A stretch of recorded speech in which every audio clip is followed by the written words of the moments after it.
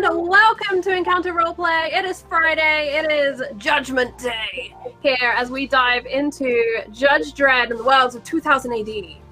And why don't we go around, say hello to everyone, see how everyone is doing, and a little reminder on who you're playing. Ooh, I can hear myself. How am I doing this? Am I a wizard? It is entirely possible.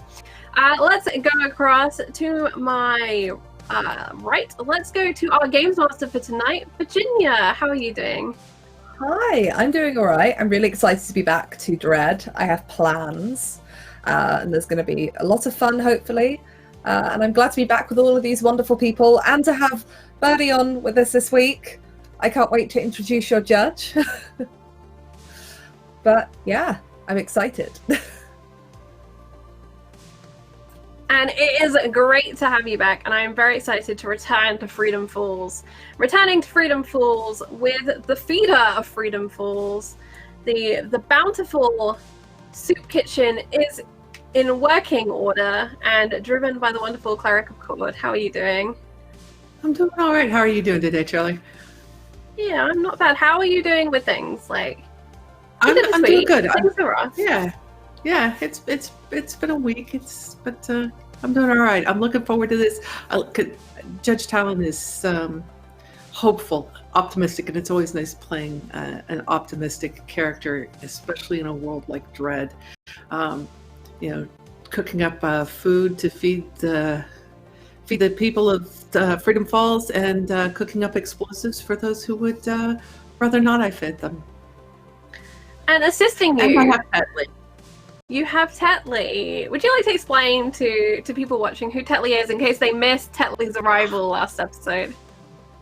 Tetley is a judge of the four-legged furry kind. Judge Tetley was adopted apparently by the previous judges on the block and has returned now to continue his duties. And he also has invincible plot armor. It is known. Speaking of things that are known, the wonderful producer Trav joins us again. How are you doing, friend? Oh man, Charlie, you are a wizard, and don't let anybody tell you differently. I'm good. I'm here at RinCon in Tucson, Arizona, where in this room there will be a panel here in about 5 or 6 hours with the WebDM boys, and I'm excited about it. I am going to play some Dredd. I will not be singing any Frankie Valli in the Four Seasons like I did last Friday. We're just going to hang out and kick some ass, and I'm ready to rock. Let's do it.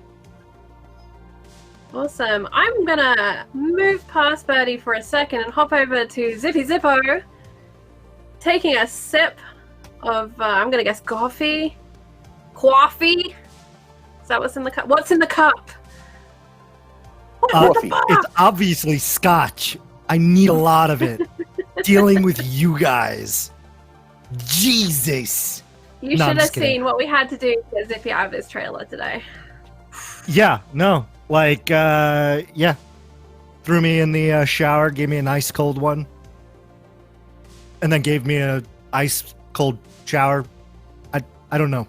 Hi, I'm Zippy. I'm playing Grease. And he's a monkey.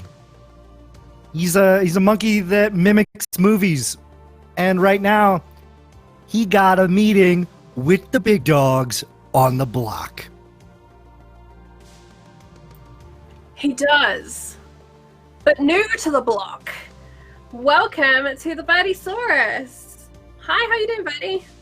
I'm good, thank you. I just realized that after I built this new computer, I haven't had a chance to download Fantasy Grounds, so I'm doing that feverishly. But hi, everybody. My name is Birdie, aka the Birdiesaurus, and you may have seen me last week on our fabulously DM'd Alien one-shot by Trav over here. That was so much fun. But this is my first time on the block this time. I know. What? Aliens? Who? What? Where? This is my first time on the block, and I am playing Judge Blake Gilroy, and he's gonna walk in and strut his stuff a little bit, I think. And I am super excited to see Gilroy strut the block. Speaking of fancy grounds and aliens and things, I have a few things I want to talk to you guys about before we get into today's game. Number one is on YouTube. We are about 70 people away from 20,000 subscribers.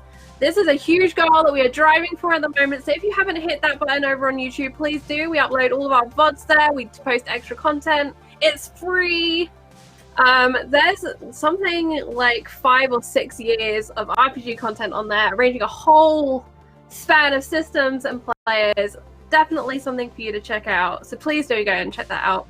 And it does include our Alien RPG.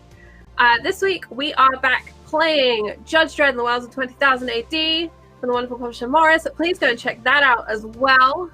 Our great sponsor. There's also last season over on the YouTube. So if you want to go and watch how they did, that's over there. And on the subject of fancy grounds, I'm going to hand over to Past Charlie to tell you a little bit more about our other sponsors. Before we begin today's show, I would like to take some time to remind you about our sponsors. Fantasy Grounds, our virtual tabletop of choice. All of the beautiful maps and rolls you see tonight are done using Fantasy Grounds, which you can try for free at fantasygrounds.com. You can also get all of your miniatures from Wayland Games. Go to waylandgames.co.uk and get yourself a huge range of D&D, Warhammer and 40k minis for up to 20% off regular retail price. And Tabletop Loot, who sell incredible dice. Go and check them out at tabletoploot.com.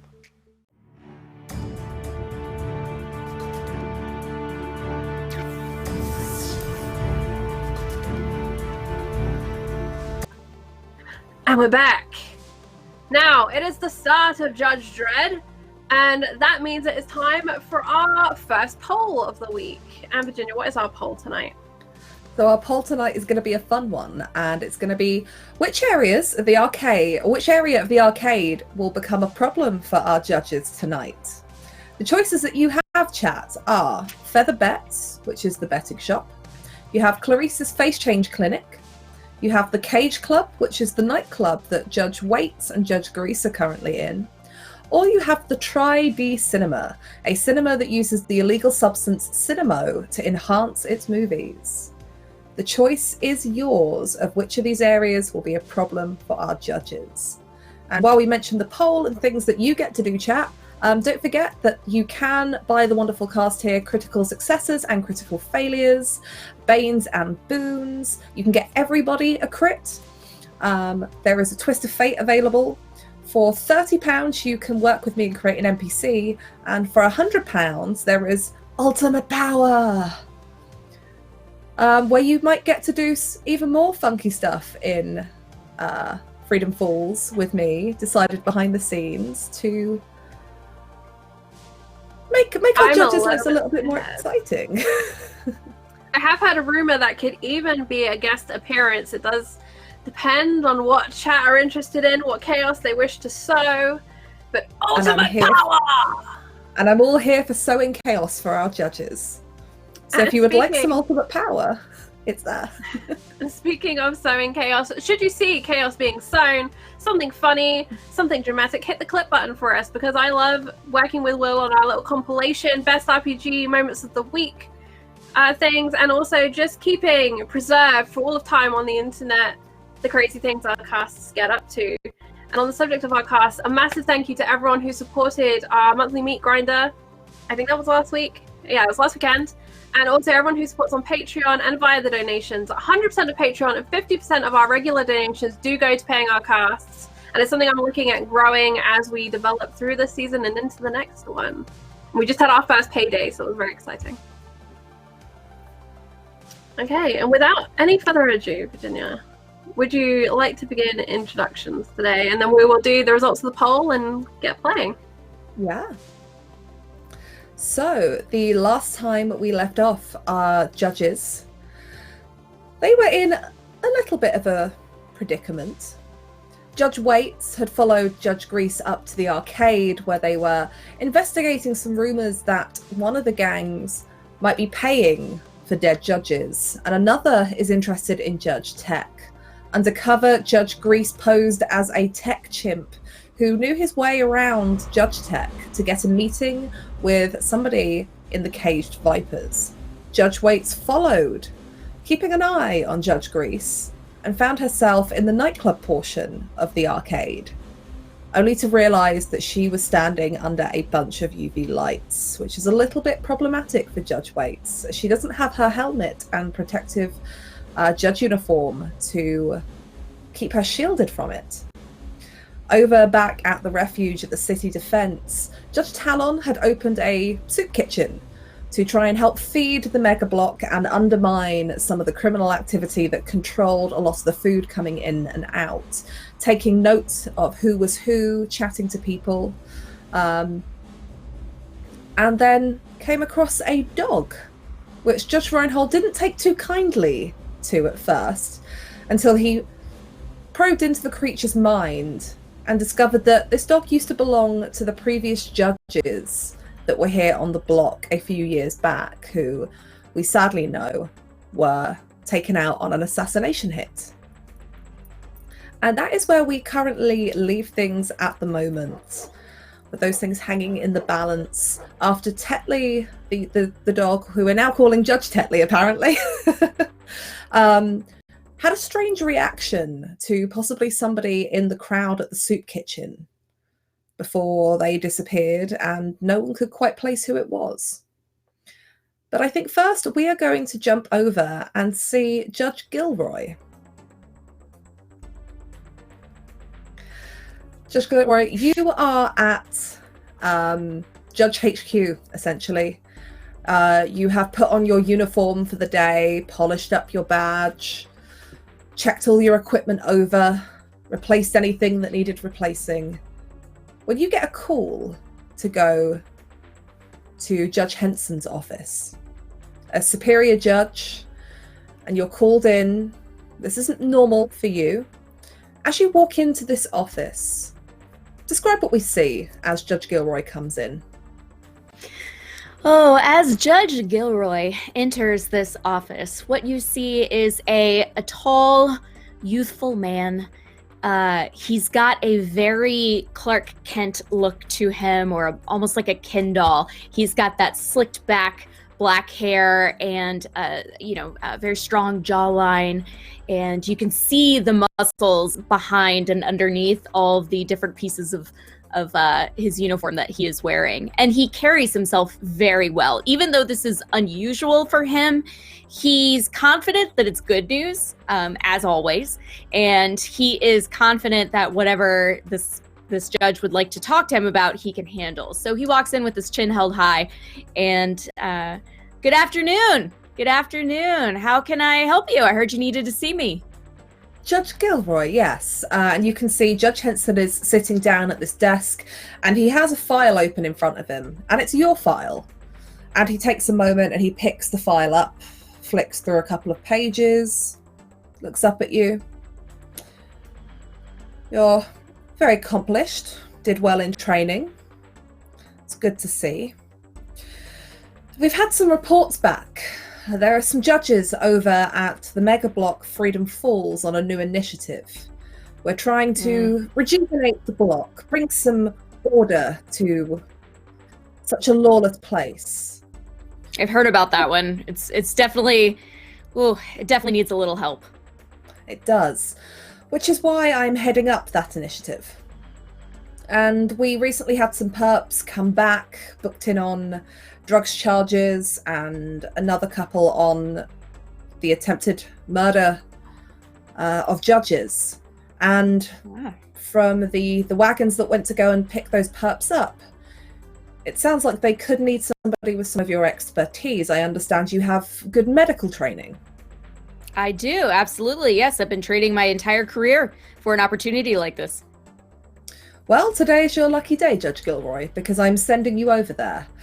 I do worry that with the current state of things, that perhaps they need somebody with some medical expertise, and perhaps it would be good for the block as well. I hear there is a medical centre that is severely understaffed.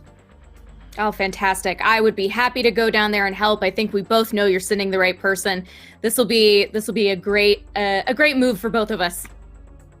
It's good to hear. There is one other thing, however. Once you do go out there, you will be on assignment out there. This isn't your usual block judge duties. you will be expected to live within the mega block at the city defense. There will be no returning Interesting. back here.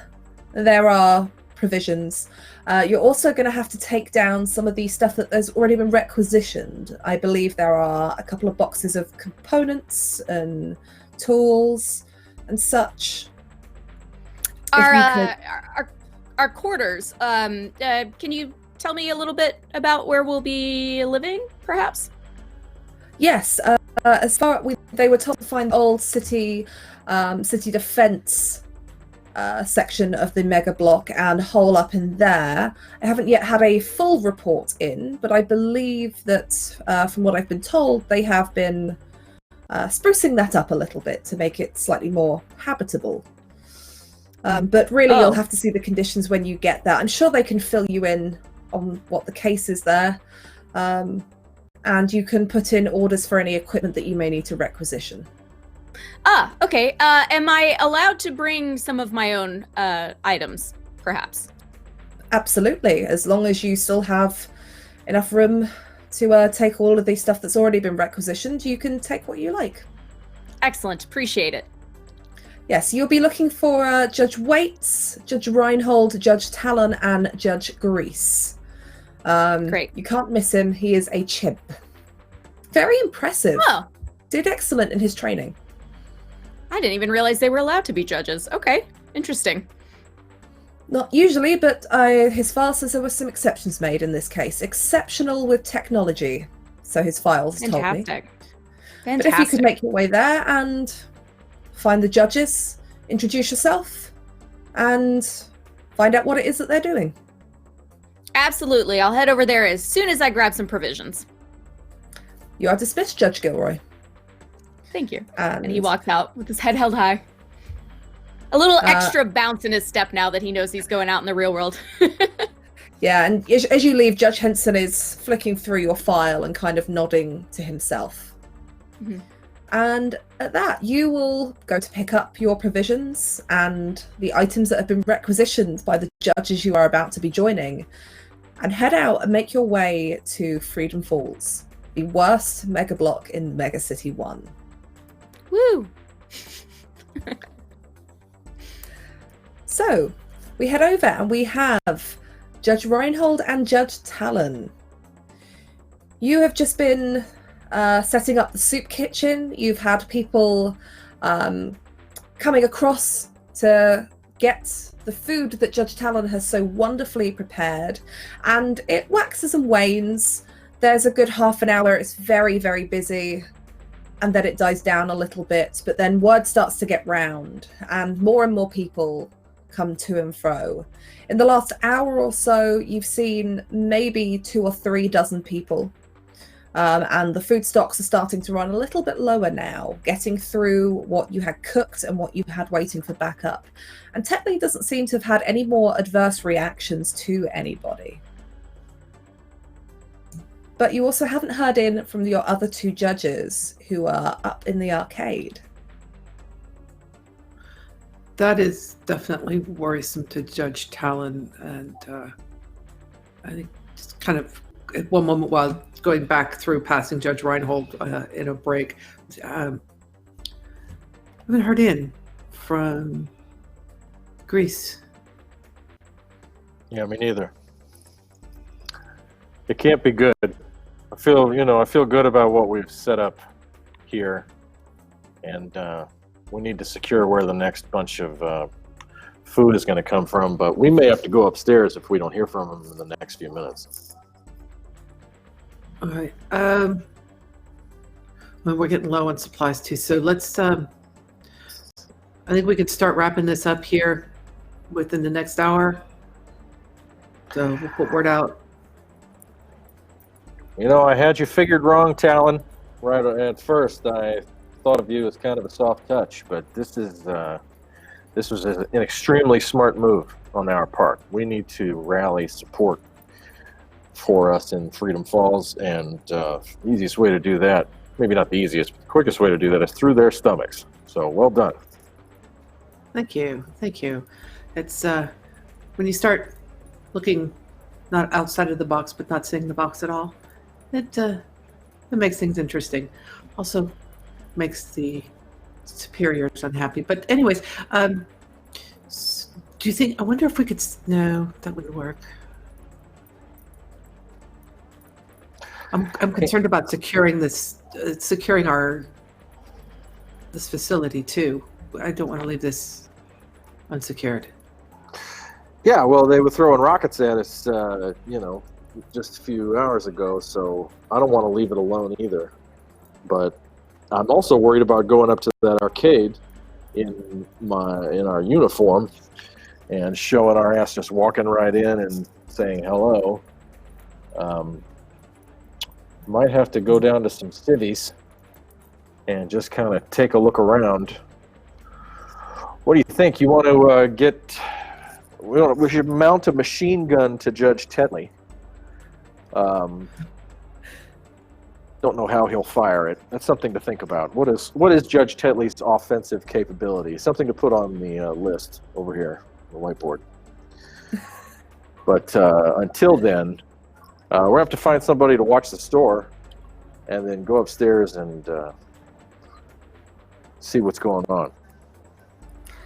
As you begin to pack down some of this soup kitchen, Judge Gilroy, you arrive outside Freedom Falls, and as you come up to this block, it is dingy. There are people out on the streets with various signs, will work for credit. As they see you come along in your uniform, the signs quickly disappear. People get up and leave. You can see as you come in, the blast doors to this mega block are stuck halfway down and ajar, as if at some point one of the cables that would move them up and down has snapped. You walk through into the main atrium and there are people coming and going. You can see there is some debris on the floor that looks like it has crumbled from some of the concrete barriers somewhere above. Many of these shops on this lower atrium have been burnt and bombed out by the looks of it. Nothing here has got an air of cleanliness or an air of newness about it. Everything is pitted and scratched. Everything is graffitied. Everywhere from symbols to vulgar words. It's exactly what you would have expected from something called the worst mega block in the city.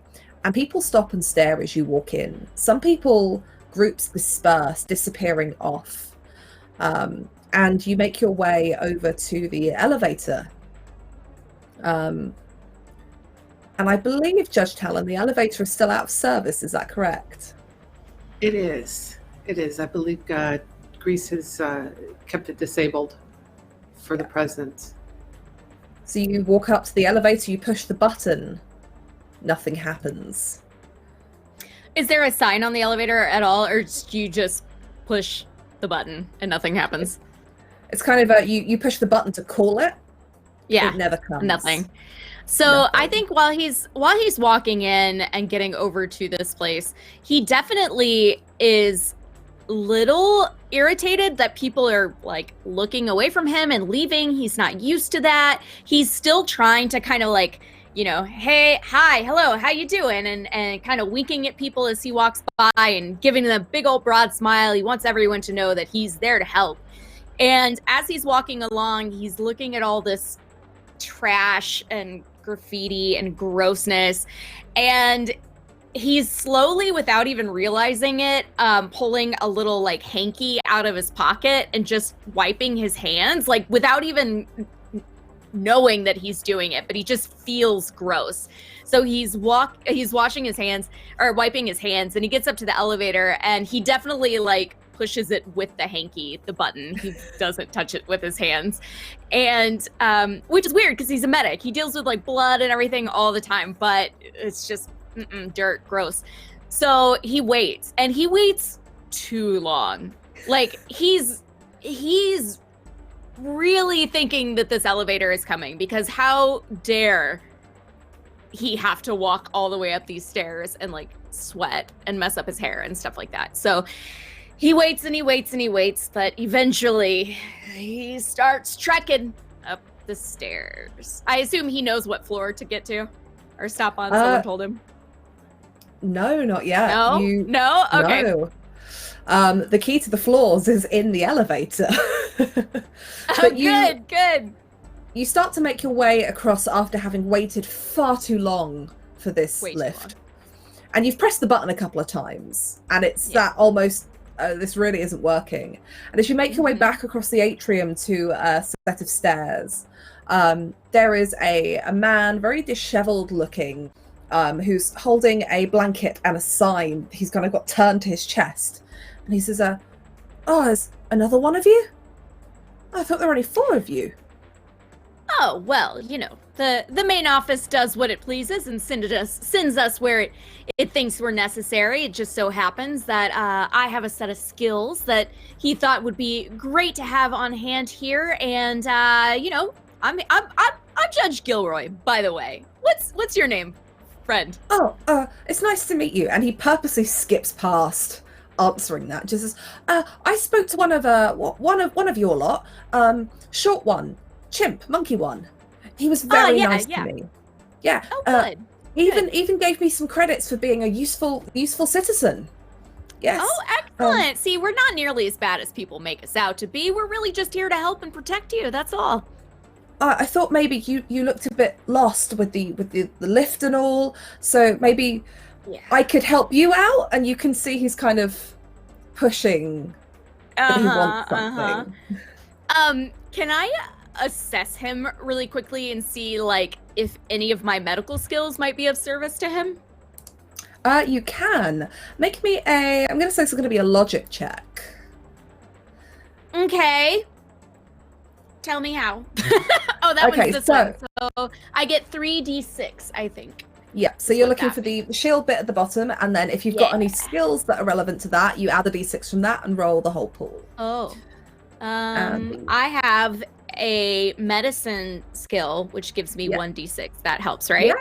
Yeah, you can add that. Okay, so that's 4. And I have a 14 total? 14, yep. So this would be routine, so it's a difficulty of 10, so you've passed it. You have a look over him. He doesn't look like he's sick in any sense the way. He might have a little bit of a cold, but nothing that is dangerous. He looks like he's probably a little bit malnourished, but not especially so. You imagine that with the sign and the blanket, he probably spends some time out the front begging for credits.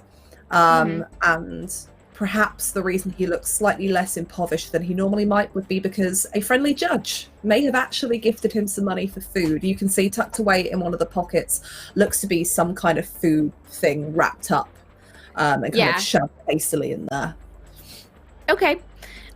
Would I have, for example, with what I've been bringing up, the provisions that I'm bringing up, maybe a thing of water and some extra food, maybe a blanket that I could give him or offer? I'll say, yeah, probably. I mean, you were very concerned about having your lots of kind of personal stuff and comfort stuff. So I'll say it's absolutely reasonable you might have taken some of those kinds of provisions with you, especially if you were suspicious of the conditions you were living in. Yes. Yeah, so I will say, if you'd be willing to just give me some direction, let me know what floor my friendly fellow judges are living on. I'm happy to help you out with some provisions. I've got a nice big jug of water here, some extra food. I've got a warm blanket. Would that be of any interest to you? Oh, yes, Judge. That'd be, and you can see this cardboard sign that he's got, because obviously begging and vagrancy are illegal in Mega City 1. He's slowly kind of folding it and tucking it under this oversized coat, covering it with a blanket. It's you can. That people around here are calling it the refuge, but I think other people are calling it the refuge. That's what the judges have been calling it. It's up on floor 25. He kind of says with this voice of, that's a lot of stairs. Yeah. And at first he's annoyed because he wants to take the elevator, but he's also very proud of his athletic abilities and things like that. And he goes, oh, floor 25, no problem. I'll get up there in no time. Here is the provisions I promised you. And he'll hand over a few of those things, including a Chanel blanket, but He's already like reaching for them. He's like, yeah, Yeah. just look for the big shield painted up on the stairwell, and All right. takes it and just kind of makes his way away, very much Thanks, as he has friend. done before. He kind of waves and walks off, and there's a few people that are they've just watched this and they're just staring. Yeah. And you make your way up the stairs, and it is a bit of a climb, but you are quite athletic. You're still sweating a little bit by the time you get to the top, and on the stairwell of floor 25, which leads you out into that section that looks over the main atrium. Yeah. You see the big He makes shield. sure to blot his face off when he gets to the top of the stairs so that no one can see that he was sweating. Yeah, you can see the huge shield painted in the stairwell, which is very reminiscent of your judge badge. And you come out and come around the corner, and you can see 2 judges and this small corgi clearing away some tables and some cloths and some plates that have been put out across here, outside of what looks to be an old city block defense. Okay. Judge Reinhold, you see another judge round this corner. I walk right in and I'm just like, hey, everybody. I am Judge Blake Gilroy. Pleasure to meet you. I have been sent to help out around here. I've got some medical training and sounds like you need a hand. So they sent me, of course. Look at Talon.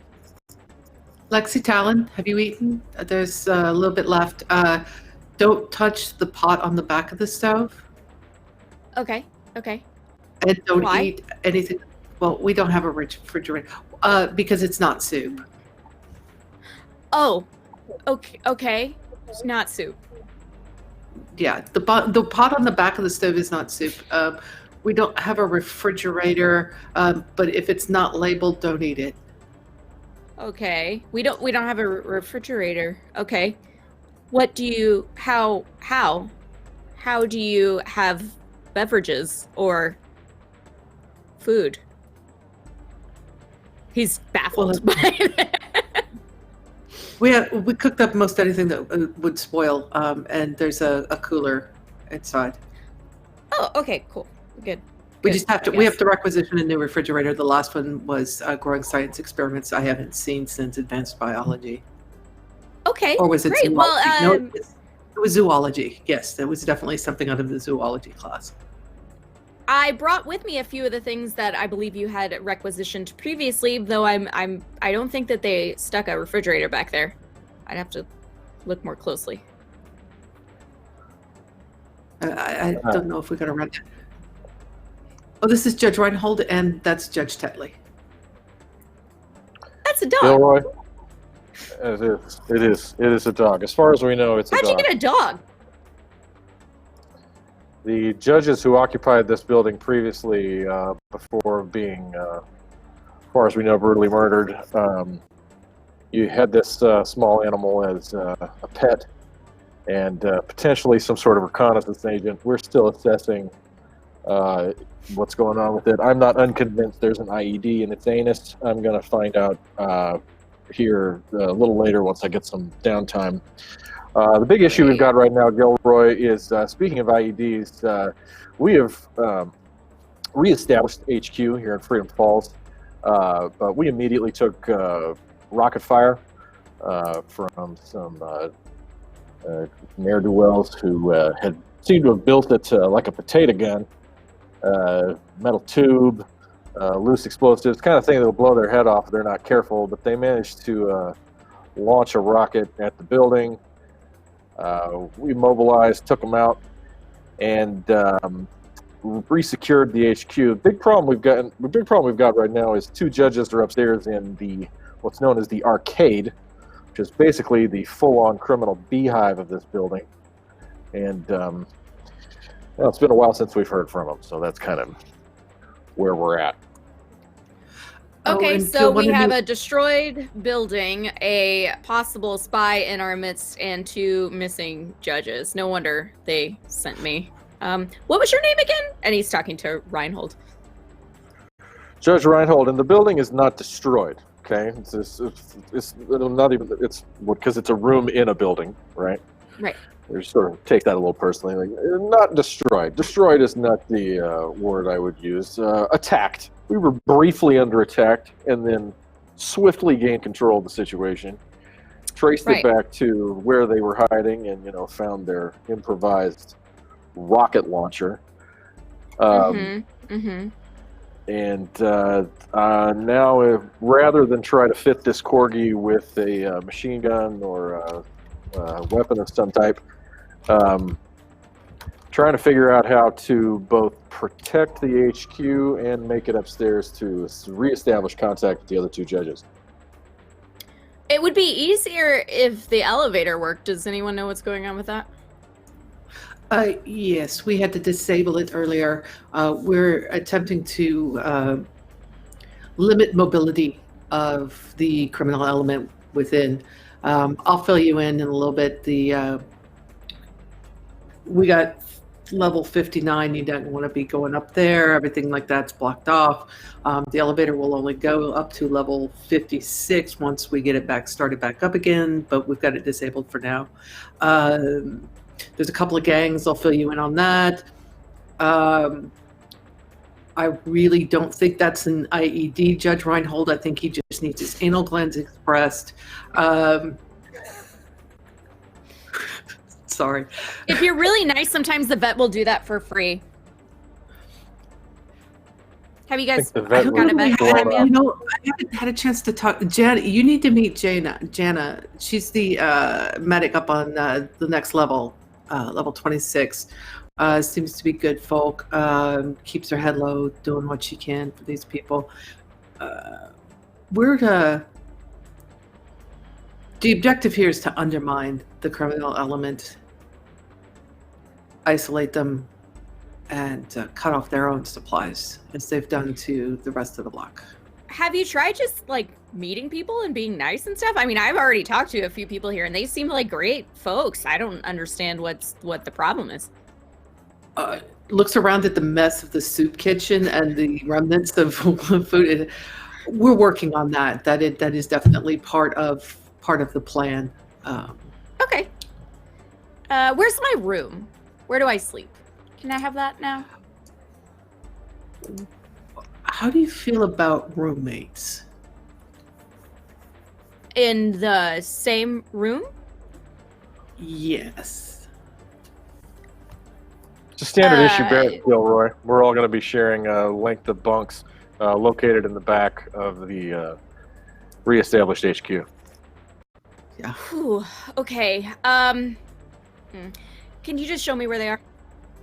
Yeah. Mind the rubble. We're still clearing that out. And you can see where the door has been dented in and kind of slightly attached. The metal sheeting over the barred windows, which also has the graffiti of the shield spray painted in gold on it, is kind of twisted a bit. And, mind the rubble. Come on in. I mean, the interior is just like a disaster of rubble. There's bits of masonry that have fallen from the ceiling. One of the strip lights is probably half hanging off. The computer system still seems to be functioning. There is a small bowl of water on the floor, which clearly has been left out for Tetley. You can see the pot that Judge Talon mentioned on the back of the stove. This strange coloured, you think it's a liquid, it's very hard to tell. These scatterings of kind of food choppings and things that are definitely not food. And you put down the box of requisitioned items, which to you just looks like a bunch of weird component pieces and tools. Judge Talon, you recognise this as everything that Greece had requisitioned for you both. And you are led through to the back, Judge Gilroy, past the kitchen. There is a small armament cupboard that the locks on the door have been broken. You can see where it would have been a heavy door, and inside a number of gun racks and weapon racks that are mostly empty apart from what has already been brought, which is spare equipment for the judges that are here.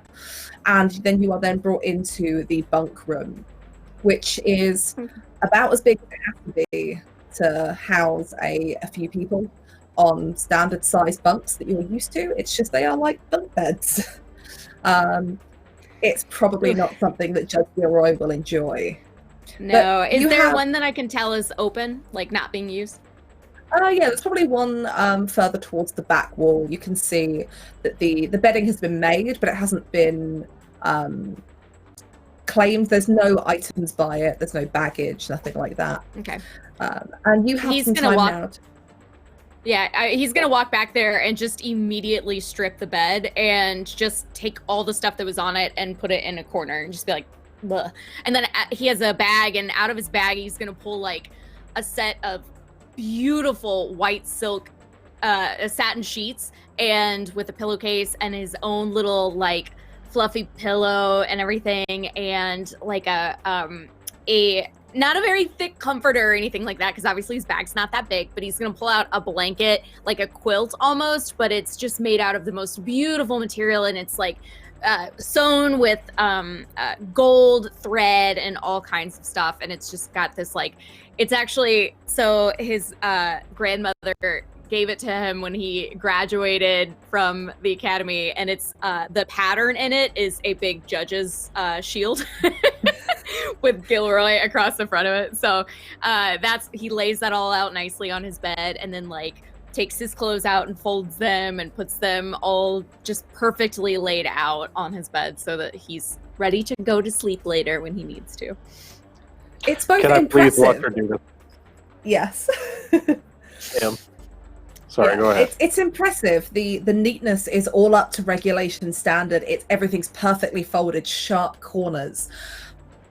But for some of the other judges who perhaps are not used to such luxury, the silk sheets, the embroidery, it's a little bit jarring in this very kind of small, dank, not very well lit room. And Judge Gilroy, you now have some time to catch up with Judge Talon and Judge Reinhold about what's kind of been going on as we switch over and see what's happening in the arcade. Very quickly, Charlie, do we have the results of that poll?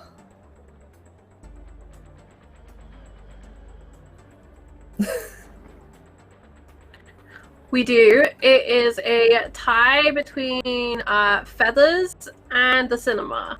So DM's choice. Ooh, okay. That's good to know.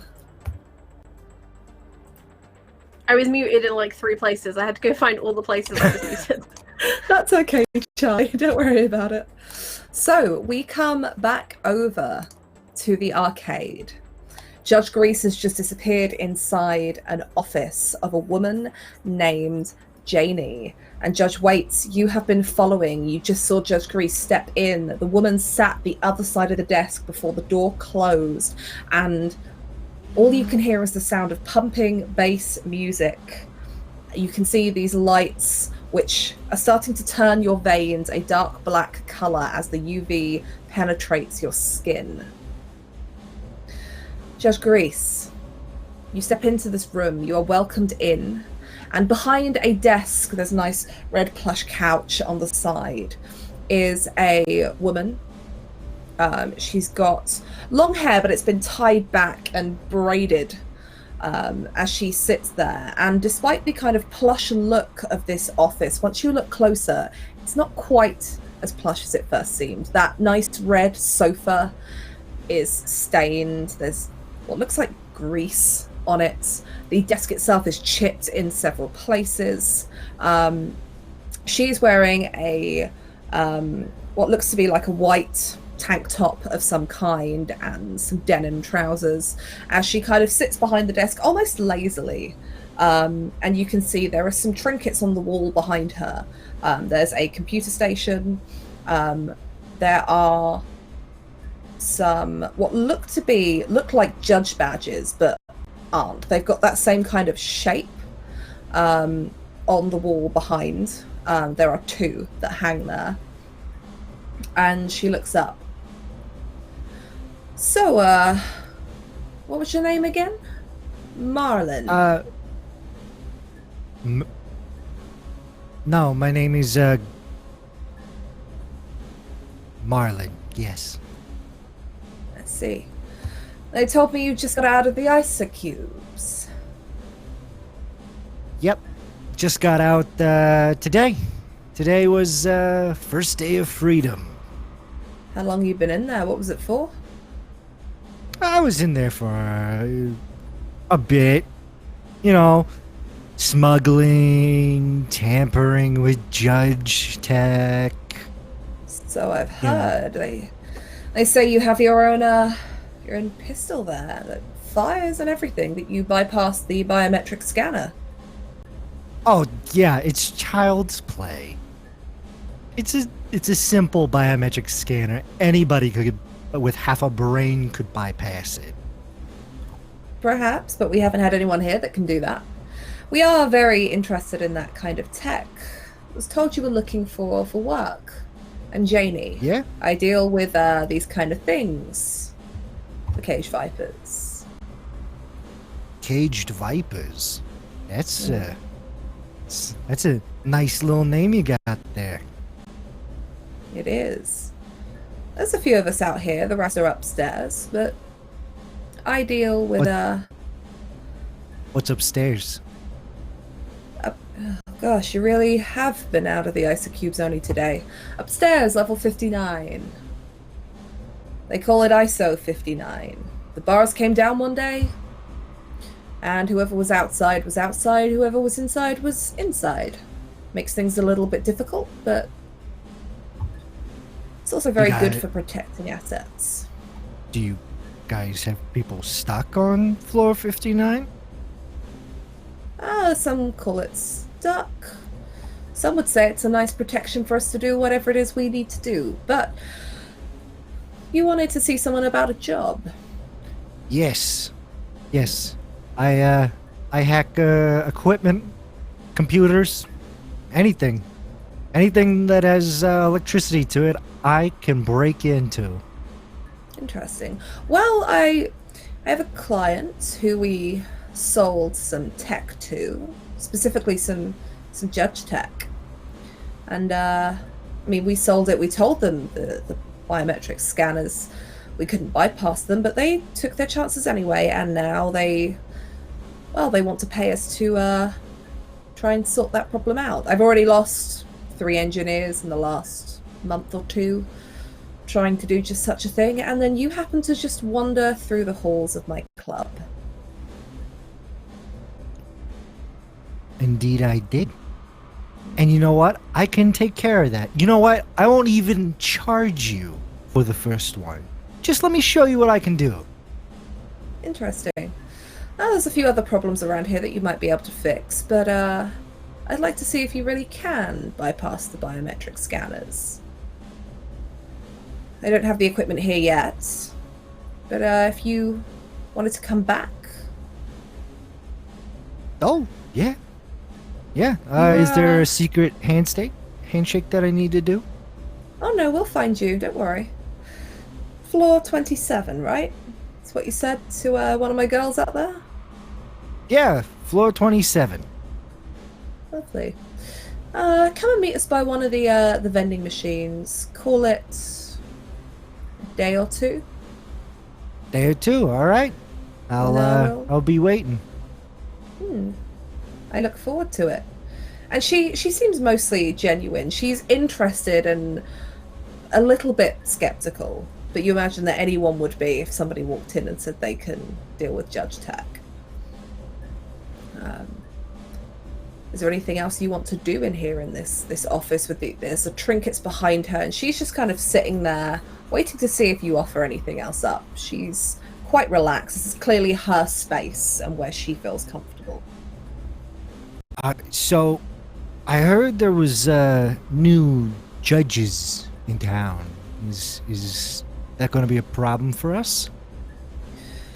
You can call it a problem, or you can look at it as a fine business opportunity, I suppose. Yes, there are new judges. Even heard one of them was a chimp. How ridiculous is that? A chimp No offense as a needed, judge. No offense, but they're not exactly built for it as such. I thought they did more of the gangster vibes and the small ones watching movies all of the time. Maybe that's just a terrible stereotype, I don't know. Oh no, we like our movies. Yeah. Yeah, that's true. And we like gangsta stuff. Yeah. Oh, I mean, You know what? Any chimp that chooses to be a judge is a disgrace to his own kind. But most chimps, they recognize their own. I could talk to this chimp, see if we can get somebody on the inside. you say we. There is no we yet. There is. We need to see what you can do first. But if you're looking for some more chimps, there are a few that can be found around here. Some of them visit the Tri-D Cinema upstairs. Cinema apparently makes the experiences very enlightening, so I hear. All right, I'll keep that in mind. Well, if you don't need anything from me for another, day or two, I'm gonna go out. I'm gonna mingle. I'm gonna get wasted, and I'm gonna go plow one of those fine honeys out on the dance floor. Please enjoy the Cage Club. What is the point in running half of this arcade if you can't have some good music and some fun to go with it? Exactly. All right. Well, it was good meeting you. I'm gonna go. Okay. Goodbye now. All right. Bye-bye. And he kind of backs up towards the door, opens it with his. He's still facing her, and then he kind of slips out, and then he pops his head up. All right. Bye-bye. And then he closes. Judge waits. What have you been doing while Judge Grease has been behind this door with 2 guards outside? No way of hearing or seeing what's going on. To begin with, she was caught off guard, looking at her own skin as those veins blackened, and she looked up to that ultraviolet light and contemplates destroying it as a dark instinct to destroy all ultraviolet light kicks in with some ultraviolence. And she manages to kind of shake that. She's eaten. She's feeling alright. She just moseys on past the 2 guards as she had, under the pretense of doing something else, on the way someone else to see someone else. This corridor, Virginia, where does it lead? Does it look like it leads to a dead end? To, toilets? Or... The corridor that you're on, straight ahead of you, is where that door is. That then splits off either side, and it looks like it kind of, at some point, doubles back on itself, but this whole section looks like its walls have been knocked through in places, and it's got this strange kind of nightclubby feel to it, but it still feels like the rest of the arcade, and that it really feels like you're not in a mega block anymore. They feel like alleyways to streets because of this strange lighting and the knocked through walls. And but there are people, some areas are busier than others. It looks like separate rooms have been set up for dance rooms, but everything is very low lighting. Bright neon UV script paints the walls. So she's going to push along one of these corridors, moving with purpose, and as she gets kind of just far enough where it's not going to be obvious she's watching, she kind of stops and leans up against the wall, one leg kind of bent and up, and she'll adjust her head covering and just sit and wait, glancing towards her exits and also towards that door to watch for Grease's exit. Yeah, you adjust your head covering and pull it up, and you manage to get yourself so you're just behind the light. It catches still some of the tops of your hands, which are still exposed, but the most of your face and the back of your neck is now covered, and you can already feel the relief in the skin in those areas as it's no longer exposed to this UV light. And you wait. There are people walking past, pushing past. There's 1 or 2 people that stop to talk to you, that try to kind of grab onto you in that kind of jovial sense, and that they're trying to get you to join in with something, and you shake them off. And then she'll kind of laugh and play along and say, nah, she's waiting for someone. Maybe she'll see them later. There's a couple of people that will pass you and just kind of cheers at you in that typical kind of nightclub fashion. And it's a few moments later, Judge Grease still hasn't come out. The guards at the door have started to have look a little bit. Just roll me a stealth check, just to see how well you blend in with this atmosphere.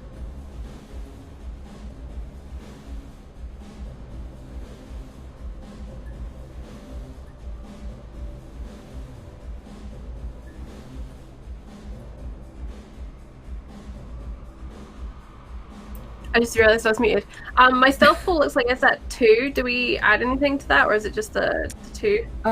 So I say here you can probably add your agility. So it's your agility and your stealth. Alright, so... Sorry, it's been a couple of weeks. Agility That's okay. is 2, so that'll be 4 total dice for weights. 46. This is 21 total. Yeah, so they have a moment of kind of looking, and you manage to kind of move in with the crowd. You chat to a couple of people who go past, and they kind of go back to just kind of standing, smoking their cigarettes. They're very illegal tobacco, Judge Waits, outside the door.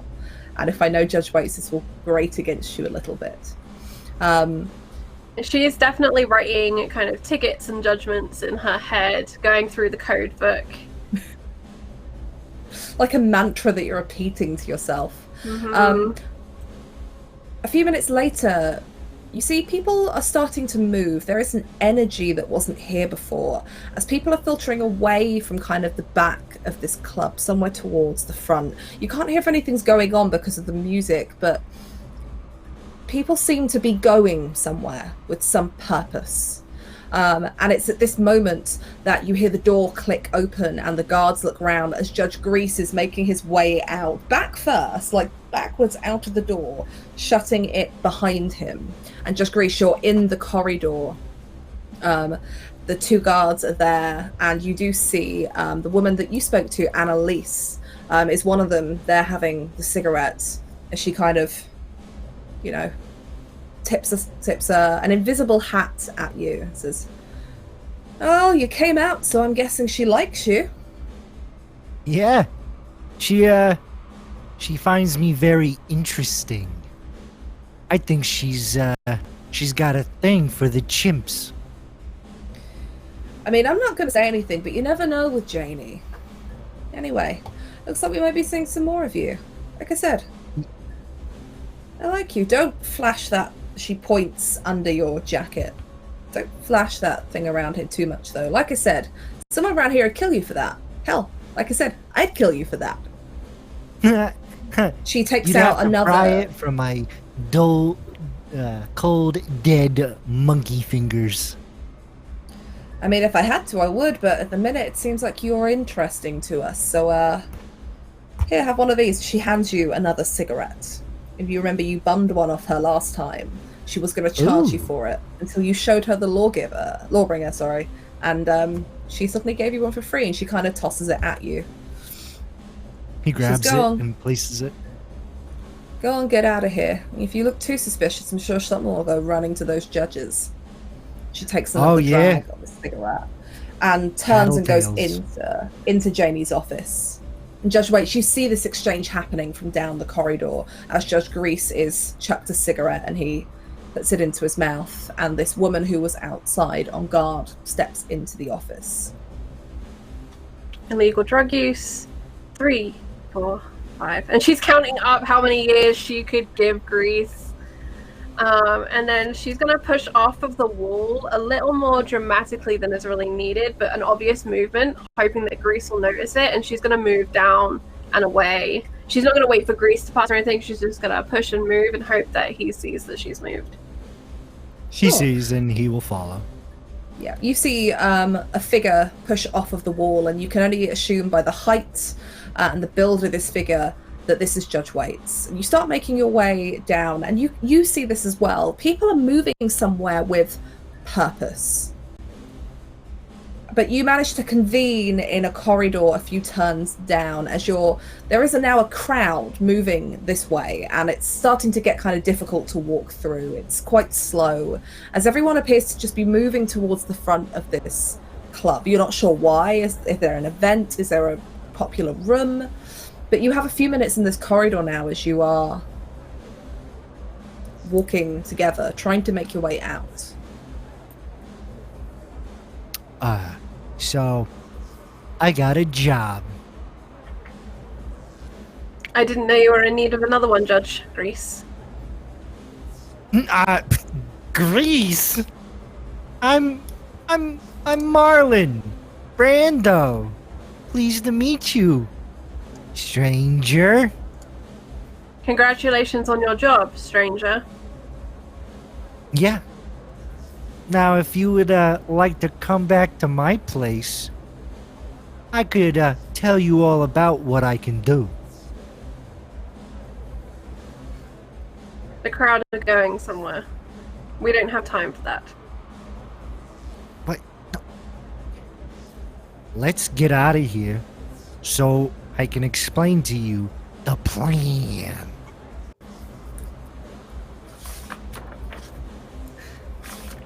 I'm afraid, Marlon, we have slightly different priorities.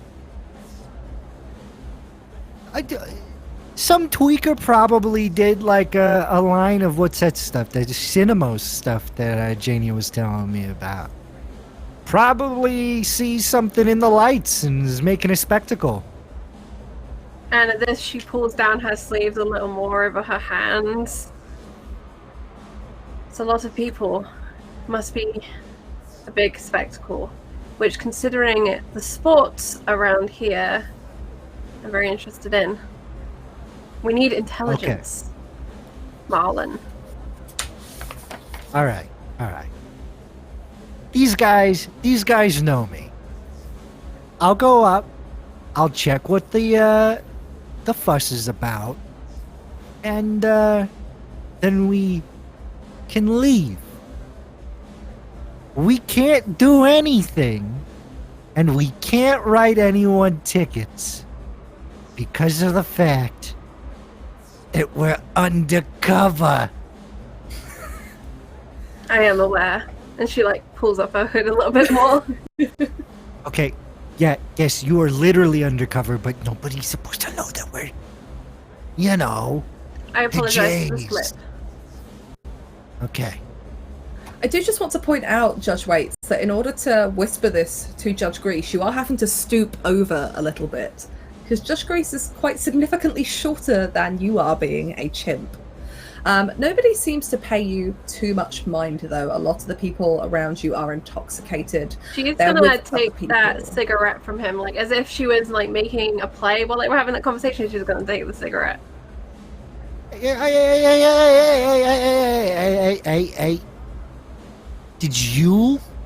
Were you given the cigarette? No, I was. Marlon. I earned that. I am not a cheap date. Let's go. And you start making your way out towards the front of what you now know the section is called the Cage Club.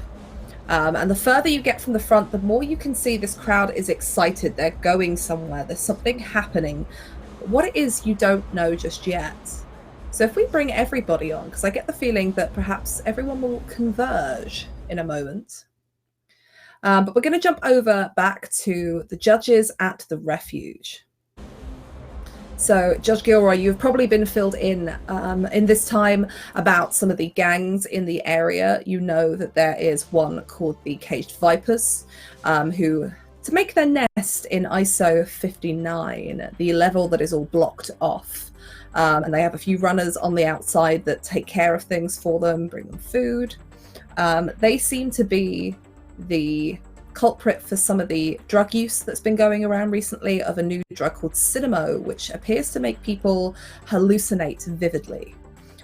You've also been told that there is something called the anti-malitia, who will pay for the bodies of dead judges and are most likely responsible for the previous attack on the judges that were here. You also know that the Cage Vipers are interested in Judge Tech as well, and that is why the other two judges went up to investigate. However, all three of you, in the time that you have been catching Judge Gilroy up and cleaning up from the soup kitchen, have still not heard from Judge Waits or Judge Grease, and they have been gone for some time now. I want to remove my helmet, which, now you can see my third eye, my completely human third eye in the middle of my forehead. And I put my helmet under the crook of my left arm, take the glove off my right hand with my fingertips of my left hand, and walk up to Gilroy with my hand out. listen, Gilroy, I want to make sure we get off on the right foot here. I wouldn't begrudge another judge creature comforts, don't get me wrong, but I want to be clear, this is not the Four Seasons. We are in an active war zone. This particular HQ has taken considerable fire in the short term. All that to say, let me ask you, what ordnance, if any, did you bring with you from the station? They supply you with anything? They gave me the box of requisitioned materials, and they gave me the standard issue judge equipment, and then I brought some creature comforts from home. Well, I want both of you to know, and of course, Judge Tetley here should also be listening to this, that my intention is to counter-assault, starting with the anti-militia. I intend on finding as many explosives as possible, organizing this group of judges, going right in, kicking down the door, and putting the iron boot of justice right up their ass. But until then, we're going to have to go upstairs and identify where our two compatriots are, and then I intend to plot an assault. We could use a good night's sleep first. And Judge Gilroy, just so you're aware, we don't have a washing machine either. Okay, but you have like a laundry service, right? We have Like a they sink come and pick it running up? water. We have a sink and running water and cleaning supplies. Is there a laundromat nearby? If that's a euphemism for lowlifes who run drugs, then yes, we do have that. Oh God. If you're talking about Okay. somebody to wash your underwear, not in the Freedom Falls, my friend. Yeah, most of the businesses have been shut down. Okay, we can talk about this later. We'll figure it out. There's got to be something around here. It's fine. Yeah. Bullets, not blankets. No blankets and bullets, but blankets first. Just, like the soup, like the apples, Judge Reinhold. What? Apples? What about apples? I identified some of the potential miscreants that are on this floor and some of the other floors, and Judge Talon's going to pull out the notebook and hand it over to Judge Reinhold to look through with the descriptions of the different individuals that had the different tattoos.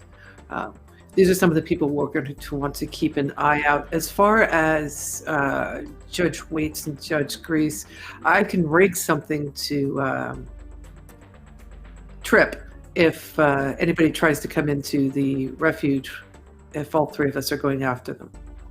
There you go. Sounds like a good idea, Talon. Go ahead and rig that up, and then we're going upstairs, and it's time to send a message. But the law is here. Okay. Judge Talon, what are you rigging up?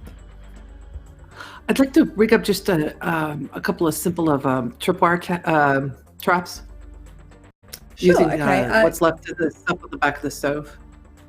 Sure, so something that will just go bang fairly badly, but without doing too much damage to the area. You've got an ability that lets you do stuff like that with explosives, right? Let's see. Just having the ability to do create explosives from common items and surroundings. I can throw anything. Cool. Okay, in that case then, make me it's going to be logic, and if you've got either mechanics or explosives as a skill, that will apply. Okay, yep. So it's 3 for logic and 2 for explosives.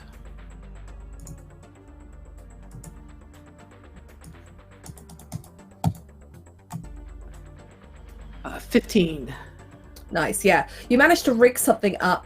It's not the most amazing thing. It could be, but it will definitely take out anybody that would try to come in through the door.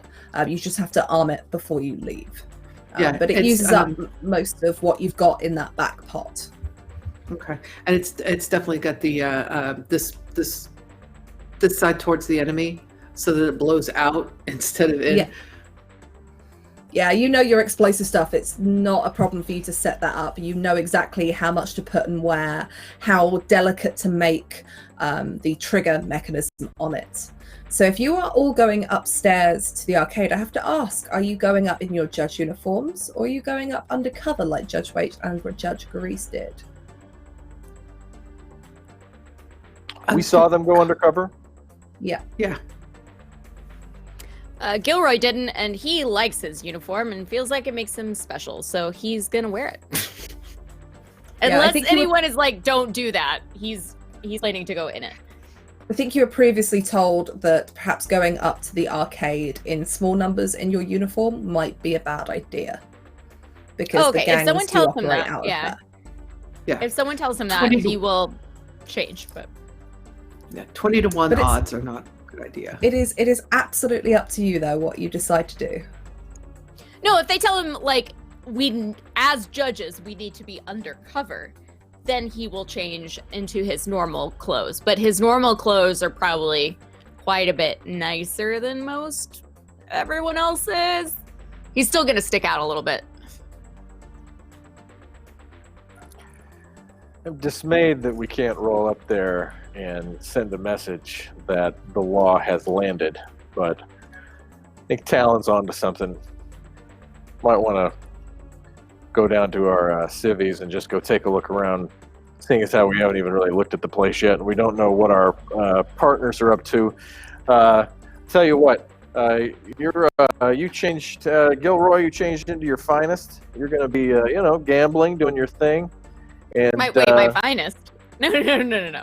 This is not my finest. This is standard runaround clothes. What are you talking about? They're going to use it to hang you. If we need to be in our finest, I can. No. I'm saying if I need to be in my finest, I've got another change of clothes. It's just I thought we were trying to be low key. Look, you can wear flip flops and a thong for all I care. The point is, you can't put that helmet on and go up there. We'll get shot. Much to my own dismay. I'm not wearing my helmet. He's just wearing like normal clothes to him. You're gonna have to go without the. We can't look like judges. Anyway, I'm gonna be walking the dog.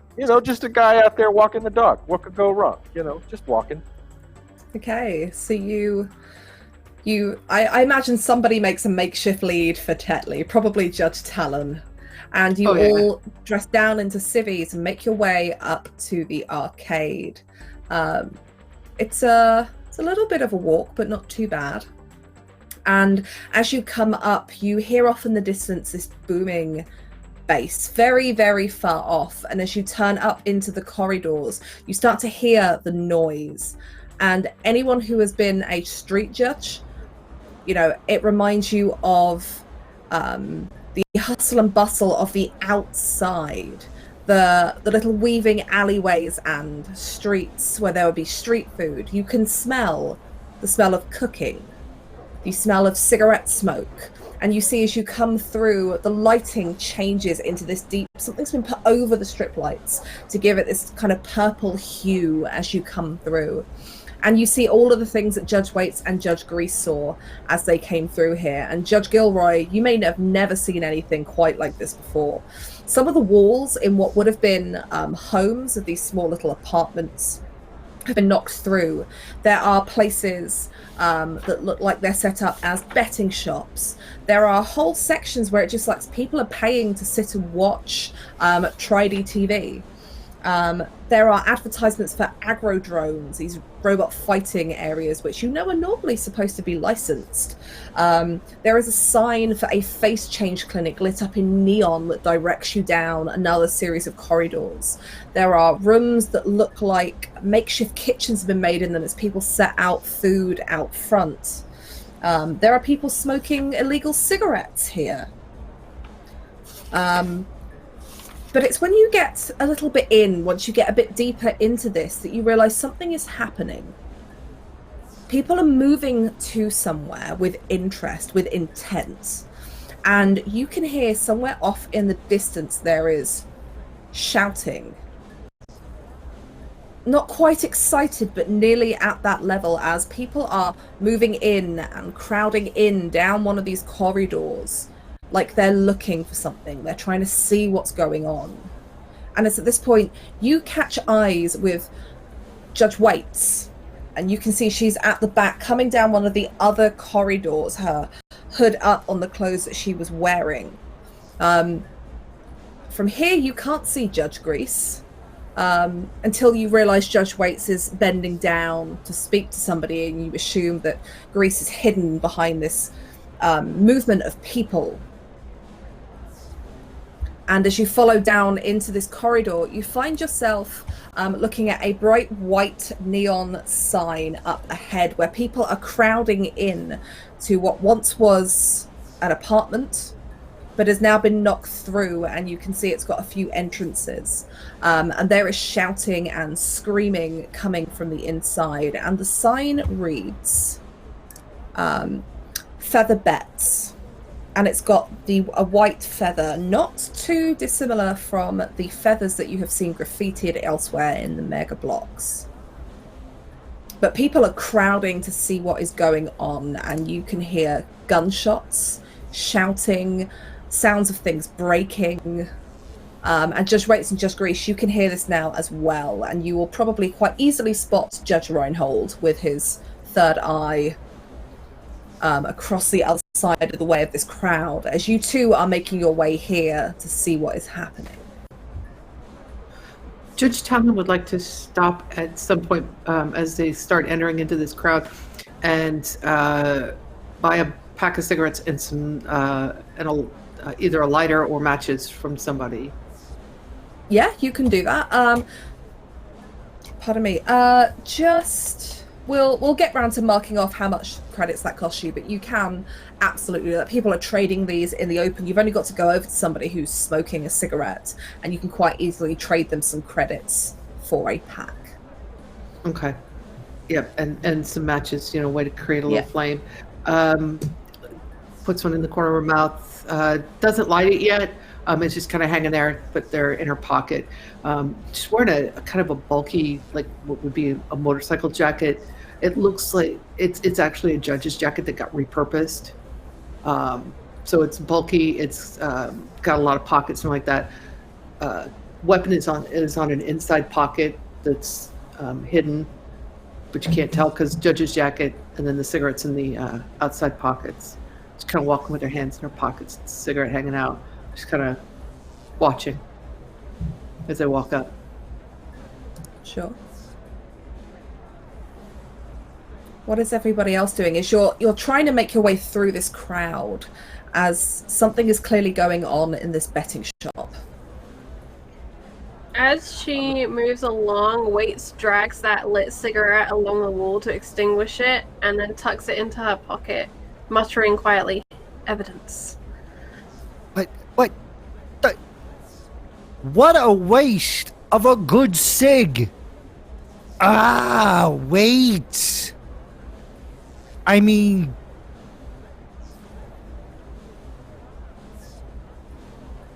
Wait. Oh, really? That's what you're going? All right, wait. Did you have a better suggestion? No. I mean, this is. That's your name, I guess. All right. No, it is my name. Wait, is that the Triclops? Oh no, those dinguses came up here. They can't see me with you guys. Then let's lose them. All right. Yeah, because if they see me, they're not going to trust me. They know that there's a chimp with the judges, and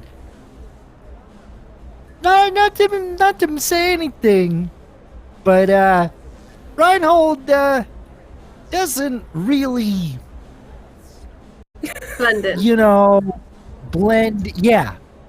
So they see Triclops, and then they see a chimp. 2 and 2 together. They might be criminals, but these people seem pretty smart. Very well. So I'm just Give me your gonna. hand. Let's go to your place. Okay. And Waits is gonna lead the way into the crowd with the idea of doing that classic thing of like, you see someone go into the crowd and you can't figure out where they've gone once they're in there.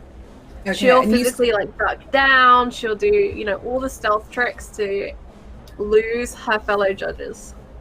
Okay, and are you still making your way towards what's going on here, or are you trying to leave the arcade or go somewhere else? I think we'll probably head in that rough direction, but I think her intention would be to go left or go right and move away once we're kind of into the crowd and then disappear down the side chute somewhere. Okay, so you want to move away from the betting shop completely. I don't think she's fussed either way, just away from the other judges. Okay.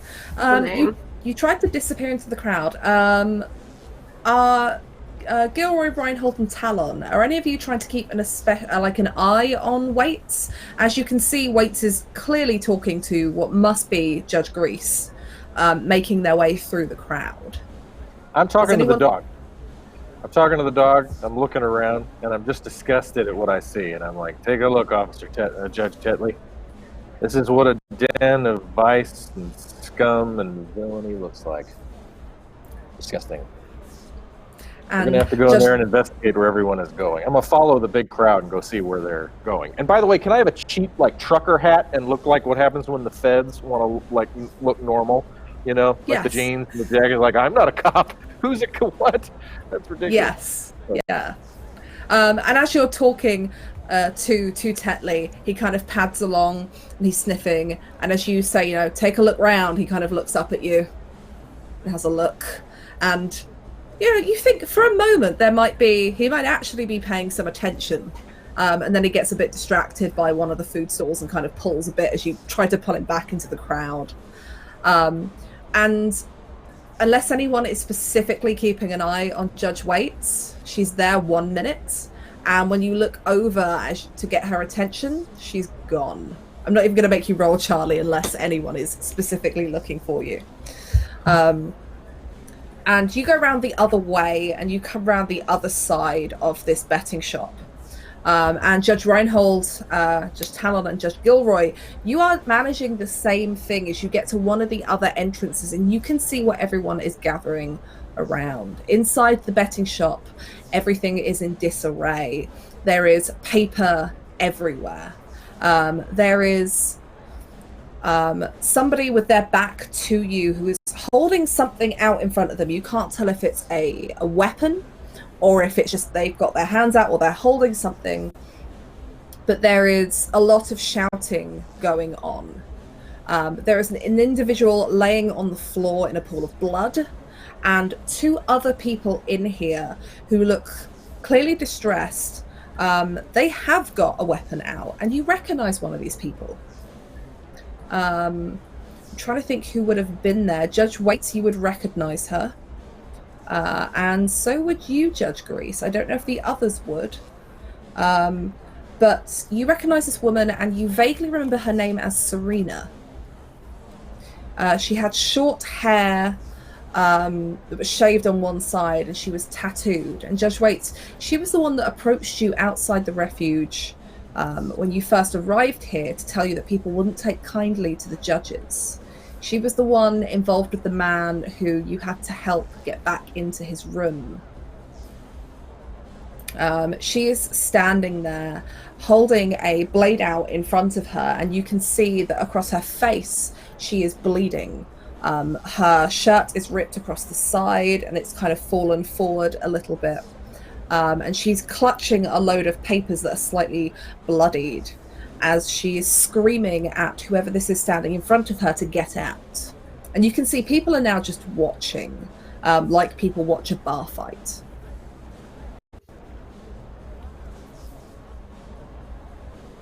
And this is what Brandon, you see. it appears your friend is in trouble.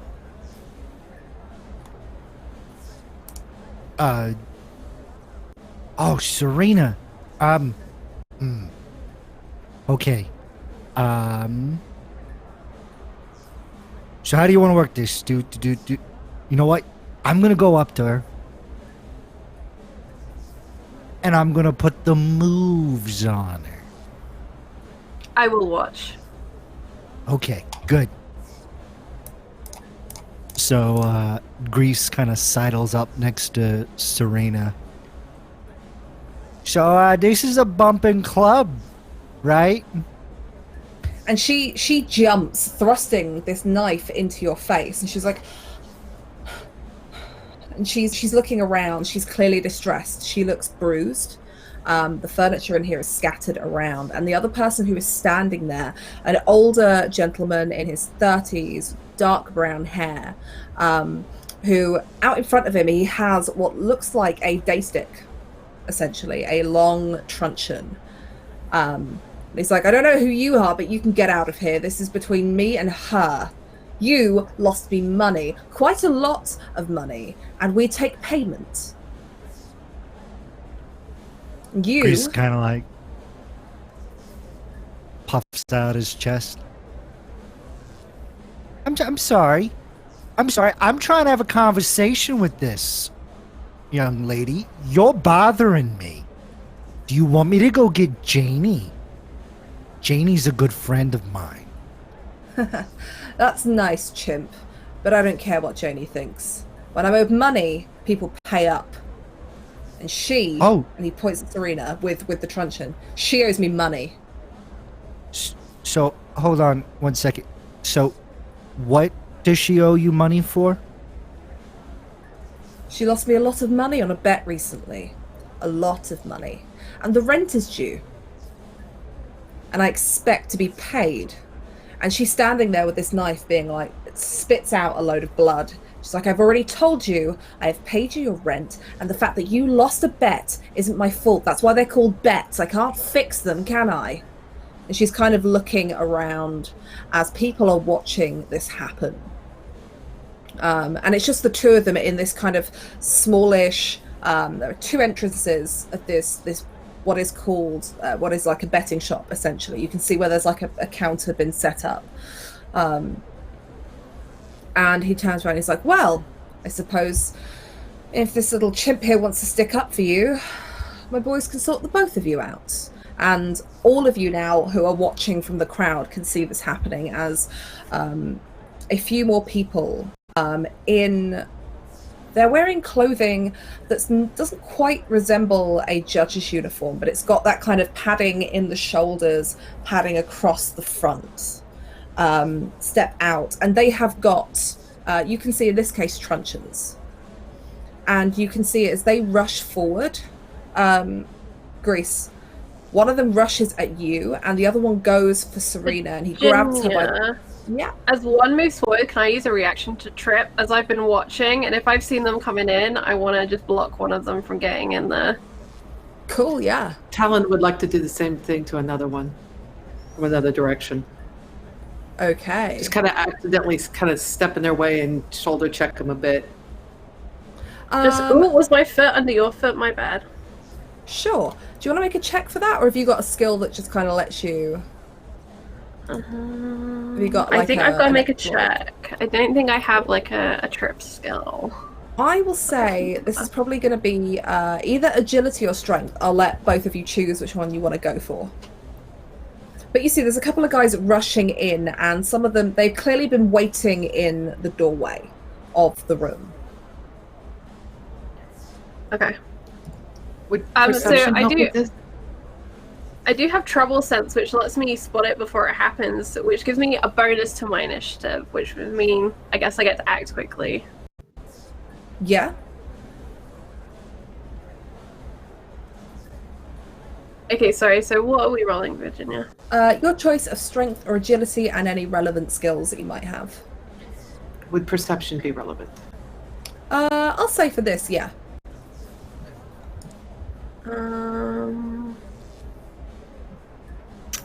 Intuition? Intimidation? No. Intuition I'll let you have because you've got trouble sense. So you kind of Okay. see it before it happens. You've got that thought. Normally, I would make this a pose, but I'm not going to because they're rushing in and they don't know that you're there. It's not like you're there as judges and you're a clear kind of obstacle to them. Would this be where a luck dice could come in? Yeah? I want to throw a luck dice into my pool as well. Sure, go for it.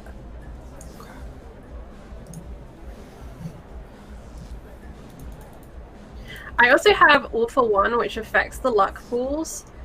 So when working together with other block judges as a squad in an encounter, all judges with this exploit are able to share their luck pools. So if anyone else has it, we can all share. Oh, I think Somebody have else that. does have it. Okay. Yeah, I have all for one as well. Okay, so I guess that makes our luck pool 4. How many luck do you have, Zippy? My luck is running out. 7, so 3d6.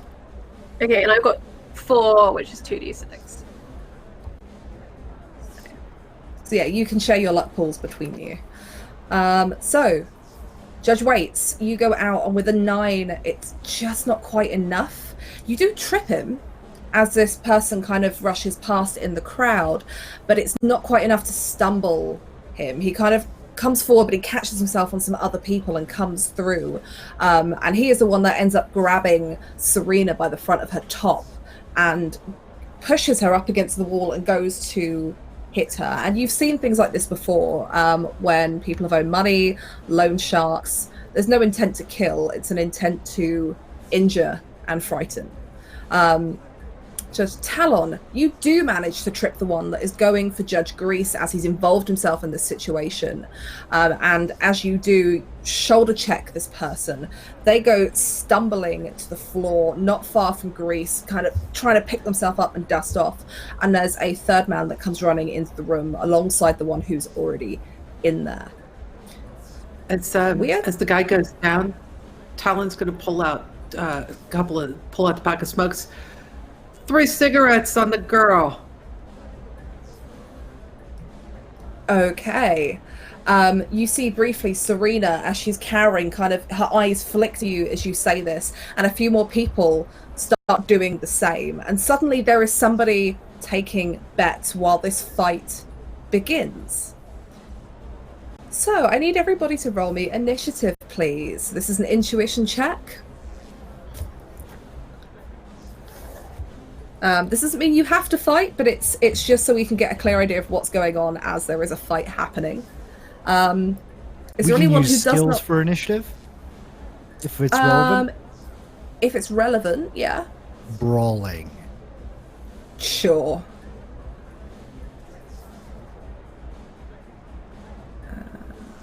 15.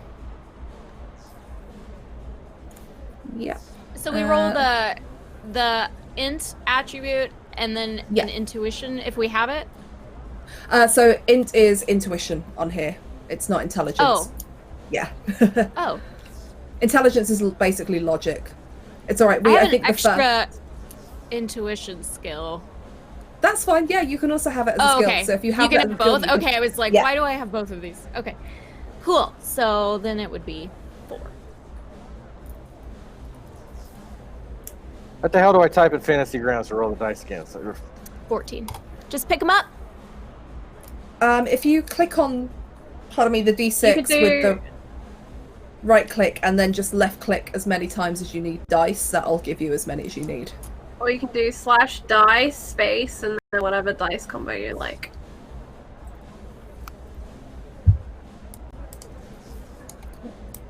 Okay.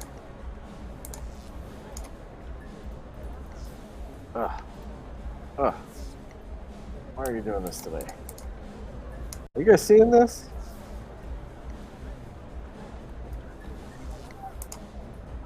You need to roll it into the chat box if you're picking it up and throwing it. Oh. Okay.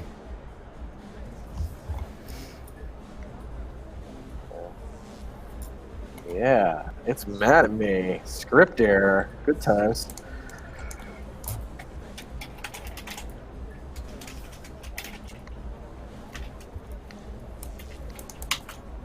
There you go, you can copy and paste one of those. Thank you. Somebody just roll 8d6 there really quick while I get my act 8? together here. Yeah, I've got an int of 8. What's your dice pool though? It's the number below that. Yeah, it's the one in the shield that you want. Oh, right, you rolled them on the shield. 3. Alright. 3d6. Thank you. Okay, Thank you. 8 total. Oh. Okay, so top of this initiative is Cleric and Waits. Talon and Waits. As Talon offers up 3 cigarettes on the girl and people start taking bets. What are you both doing as this fight begins? Accidentally using the heavy boots that she's wearing to step on the hand that's holding the truncheon of the guy on the floor as she steps forward to offer the bet. Okay. So you do that. How about Judge Waits? What are you doing at the same time? If you're doing anything at all, if you're getting involved. I think Waits is gonna step back, not wanting to blow Grease's cover too much and give away her position. She could see the other 3 judges moving in, I imagine. So she's just gonna move back into the crowd a little way and watch. Okay, you disappear back into the crowd. Just Talon, are you doing anything else on your turn? So you get 2 Just actions essentially. Okay. Just kind of just wants to kind of break that guy's fingers, or at least get him to let loose of the truncheon so it can be accidentally kicked away. So she's trying to stomping forward accidentally as she's offering up the bet, and maybe a follow-up kick. Okay, I'll say that you like I said, you can do that. You do step on his fingers. Just make me a strength check, and if you've got anything like brawling, to see if he lets go of it. And I'm going to make an opposed test. But I'm going to give him a penalty die. No, I don't have any. I don't have brawling. All right, so just strength. Just strength, yeah. All right. So he's rolled an 11. That's a 6. 6. You do manage to get the kick in. It doesn't really do much. It's just you make it look as if you stumbled over him as you're offering these up, and you hear him cry out as you step on his hand, and it clearly hurts, but you've kind of stepped on top of the truncheon, so even though he's let go, it's still under the grip of his hand, and as you have to pull back to keep it looking like an accident, you can see he rolls it over to the other hand as he's trying to dust himself off, but you've probably broken a finger or 2 at least. That's a start. Next on this, we have Judge Grease. As the guy that was coming towards you has tripped and stumbled, and you see Talon offering up some cigarettes on the girl in this fight, and you watch as she stamps on his fingers, and there is an audible crack on at least 1 or 2 of them as he gets up, putting the truncheon in the other hand. He's going to pull out his lawgiver, and he's going to aim it at the guy's kneecap who is coming at him. But he's going to command the lawgiver to use high explosive rounds. Okay. In which case, I need you to make me an attack roll. Okay, so pistols. Pistols are And- ranged. Agility. So 6. Okay, let's see.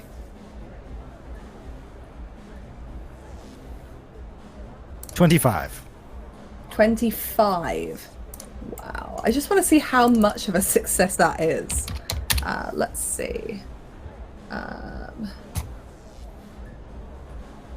Oh wow, yeah, that's pretty good. In which case, if you want to roll your damage for that, it should be on your lawgiver sheet. But if not, I can bring it up. Yes, let's see.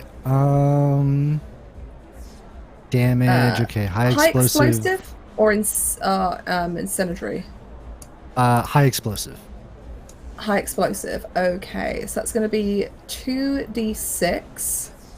Okay. And it 6. has 6. Okay. Let me just have a look here. There's a burst radius. Okay. So you set off this high explosive round. And there is an audible bang. There is a cry out as you completely shatter this man's knee. And most of him as well. He is blasted backwards.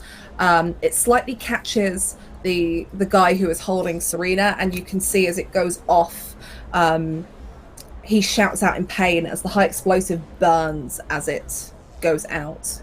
A number of the wrecked furniture across the floor just is blasted away, and you see the crowd that was watching at the door. People begin to start moving off. People begin to panic. You can hear the whispers of, "Oh my god, is that a lawgiver? Is that a judge? How has he got judge tech?" You know, there's whispers starting in the crowd, and Judge Waits, you can hear this starting now as people are panicking and trying to get away as this explosion has gone off. Waits would like to kind of fuel this fire. It's a judge. We need to get out of here quick. Go tell them there are judges. Let's go. Judge Waits, make me a charisma test. A charisma test? Yeah. Okay.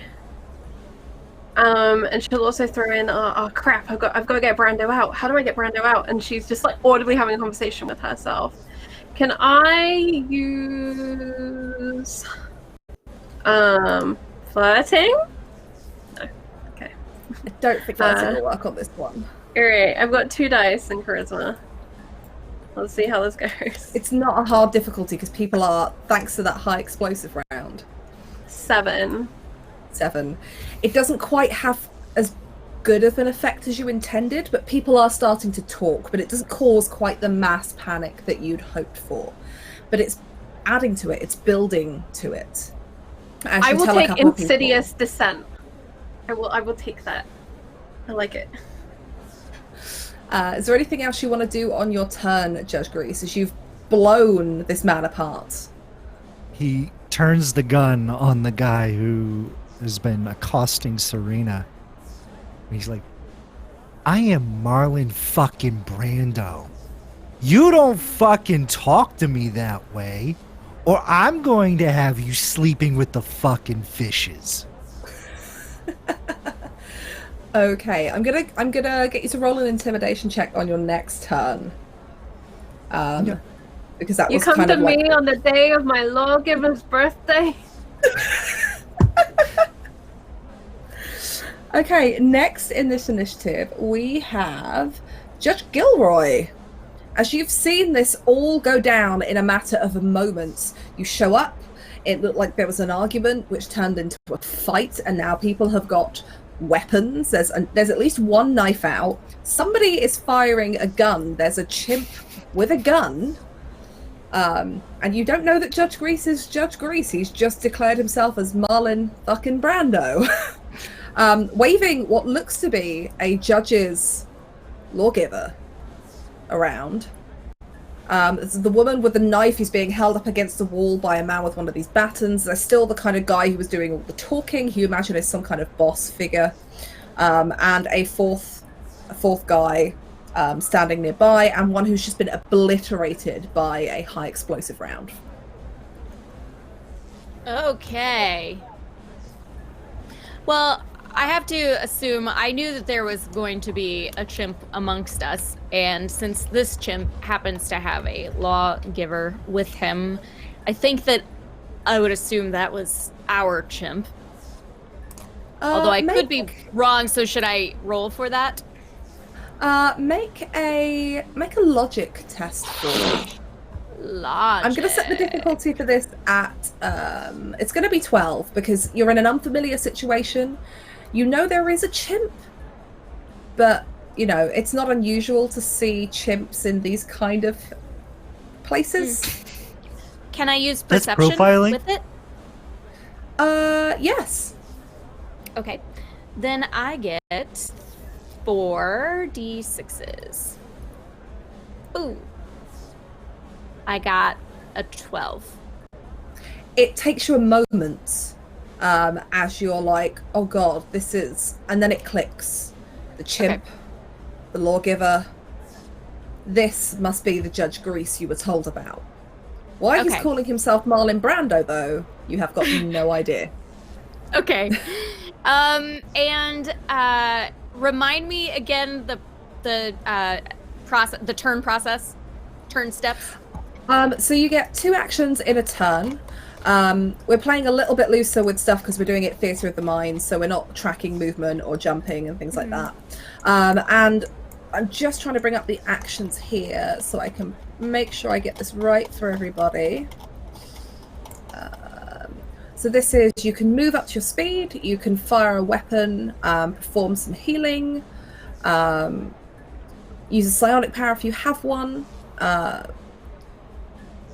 You can go into Overwatch, which is where you wait for something to happen before you take a move.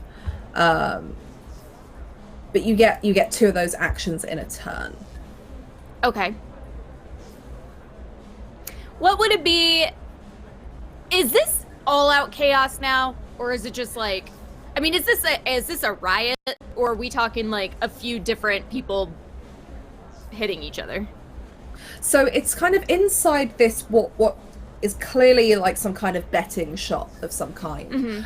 Is this fight going on? And for you, this is kind of classic of mob activity or gang activity, loan sharks particularly. You know, somebody owes somebody else money, and people have showed up with the heavies to enforce that. Everybody else watching is just the nature you imagine of the arcade with these small corridors. If something kicks off, people want to see what's going on. Some people are starting to move away and get away after Grease has let off that high explosive round. Okay. So tell me how this works then, because I would like to, I don't know if this is an action or what, but I want to just kind of be like, oh no, this can't be happening already. And then I want to try to move towards the ones that are fighting and have I assume we all took our weapons with us, right? You would all be able to like stash them in an inside pocket or something to that effect. So I'm gonna take my weapon out and just kind of hold it up and say, all right, everybody, we all need to calm down. My name is Judge Gilroy. I'm here to help. Nothing has to happen that causes any violence or any aggression. If you're hurt, I can help you. I'm a medic. I got skills. We can all be friends. Listen, just everybody relax. And I'm just trying to get everyone to calm down because I always think that my charm is gonna fix everything. Okay, I'm gonna say then, I want you to roll me charisma because you're not trying to intimidate them. So if you have charm or persuasion, anything along those lines? I have conviction. Sure. Okay. Virginia, can I help Judge out? My Judge has an ability called Distracted. Once per day, as an ally is making an attribute check, I can make a completely random comment which jogs their memory and grants them a 2d6 bonus to the check. Oh, what comment do you use to jog their memory into kind of pushing this forward? What does Talon say? Well, I get 5 dice already. We don't. Oh, that's. Yeah, it would only take you up to 66, right? Exactly. Yeah. No, I'd let you have the extra dice as a bonus dice if Judge Talon can say something particularly fitting. Yeah. I think Talon just kind of turns around, looks, and goes, "Damn, that's a judge. That's good looking. I'd do whatever he tells me to." Oh, he's so convicted. Okay, make that roll with your with those bonus dice. Awesome. Okay. 1, 2, 3, 4, 5, 6, 7. Okay. 26. 26.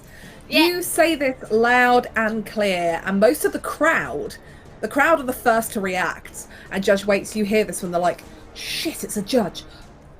Go, go, go, go. And people just start clearing out.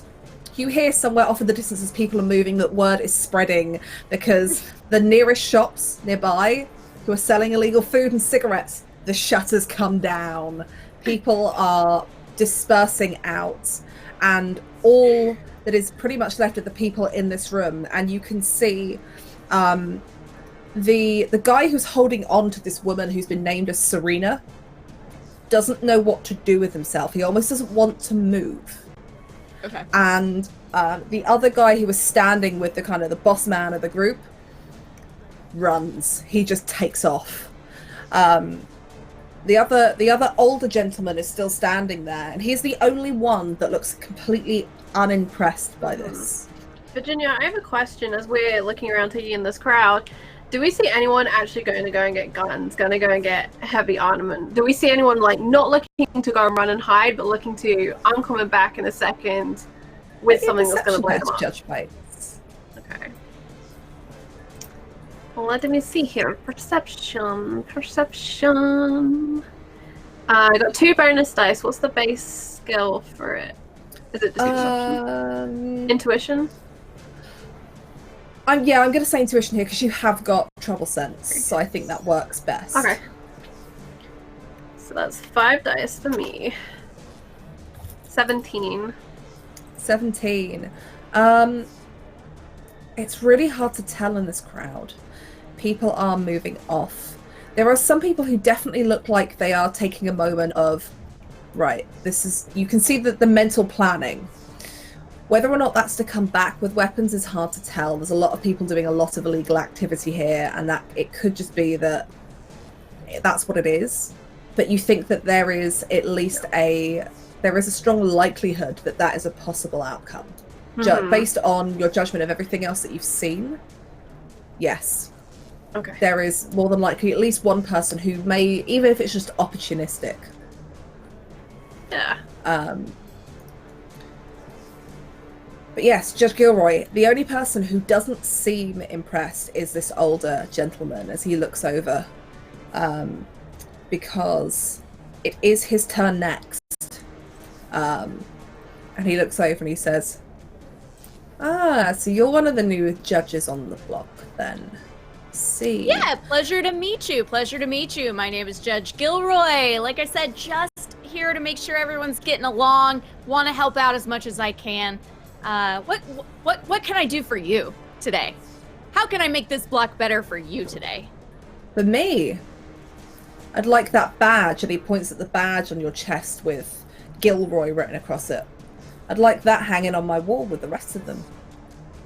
Nah, you can't have. What do you mean with the rest of them? Let her go, he says to the gentleman who's pinning Serena to this wall, and he kind of lets go and steps back. He says, there you go, Serena, here's your chance to pay off your debt. You lost me a bunch of judges, and I don't recall this one being on the list of the ones we'd heard of, so you get me a judge, I'll even let you sell the tech to the Vipers. But you pay off your debt. And she's standing there with a knife, still kind of out from where she was attacked. Mm-hmm. And she's shaking like she doesn't know what to do. And he's like, just one little judge, and then the debt's clear. You get to make some money off of it. What do you say, Serena? Listen, I see what's happening here, and this is not the kind of behavior that is approved for a clean, friendly, happy block. Serena, darling, Serena, hi, my name is Blake. It's Judge Blake Gilroy. It's a pleasure to meet you. Don't stab me. It's a bad idea. It's a very bad idea. I'm just letting you know. And as you're talking to Serena, you hear the gentleman from behind, as you turn, say, oh dear God, take the judge already, will you? And he looks at the other gentleman who's there, who did have a baton in his hand, but now reaches inside a jacket and pulls a pistol and aims it at you. And goes to take a shot. I know I have a thing for that. I feel like, I have a, no, Nope, that's for something else. Sorry. So, Virginia, Travis has said that Judge Reinhold is on Overwatch watching Gilroy. Would he maybe have a reaction in this situation? Yeah. Okay. Travis, would you like to react, nod or shake? Yes, I would. Sorry, things are warming up around here.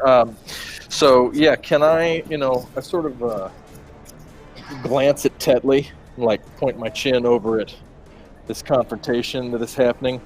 I just kind of want to cycle around the back of this person who Gilroy is talking to and assess whether or not I need to beat the crap out of them. Which one? So Gilroy was talking to the older gentleman, who appears to be, for the sake of a movie reference, like the mob guy. And then there's some cronies, and that's the one who has pulled out one of the cronies is the one that's pulled out the gun and is now pointing it at Gilroy. He was the one that had hold of Serena originally. Can I put my gun in the small of that person's back? So you're going to step out from the crowd and... So we're being watched by a lot of people, right? There's a ton of people in here.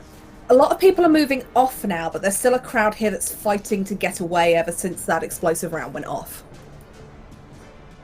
So you'd have to move into this... You're kind of looking into this room from the doorways. I want to move into the room, and I want to get as close to Gilroy and this moment between the three of them as I can without blowing my cover. I'm just Sure. Make me I'm going to say agility, stealth check if you've got stealth, if not just agility. Because the only reasonable way you could really step into this room now this has gone off is to make it look like you've kind of been pushed by the crowd moving. And that might get you a few steps in, not quite within touching distance of Gilroy or this other gentleman. Got it. That's cool with me. I'm gonna just roll with it and be like, oh, hey. But I'm like laser watching with all three of my eyes, Gilroy and this moment. What are my options in this scenario? Is there any sort of reaction Let me mechanic? They are, but they take place outside of your turn in response to a specific trigger. So you might have an exploit that allows you to take a reaction, but otherwise I don't think there's any other way for you to take one. Okay. You having trouble rolling there, Travis?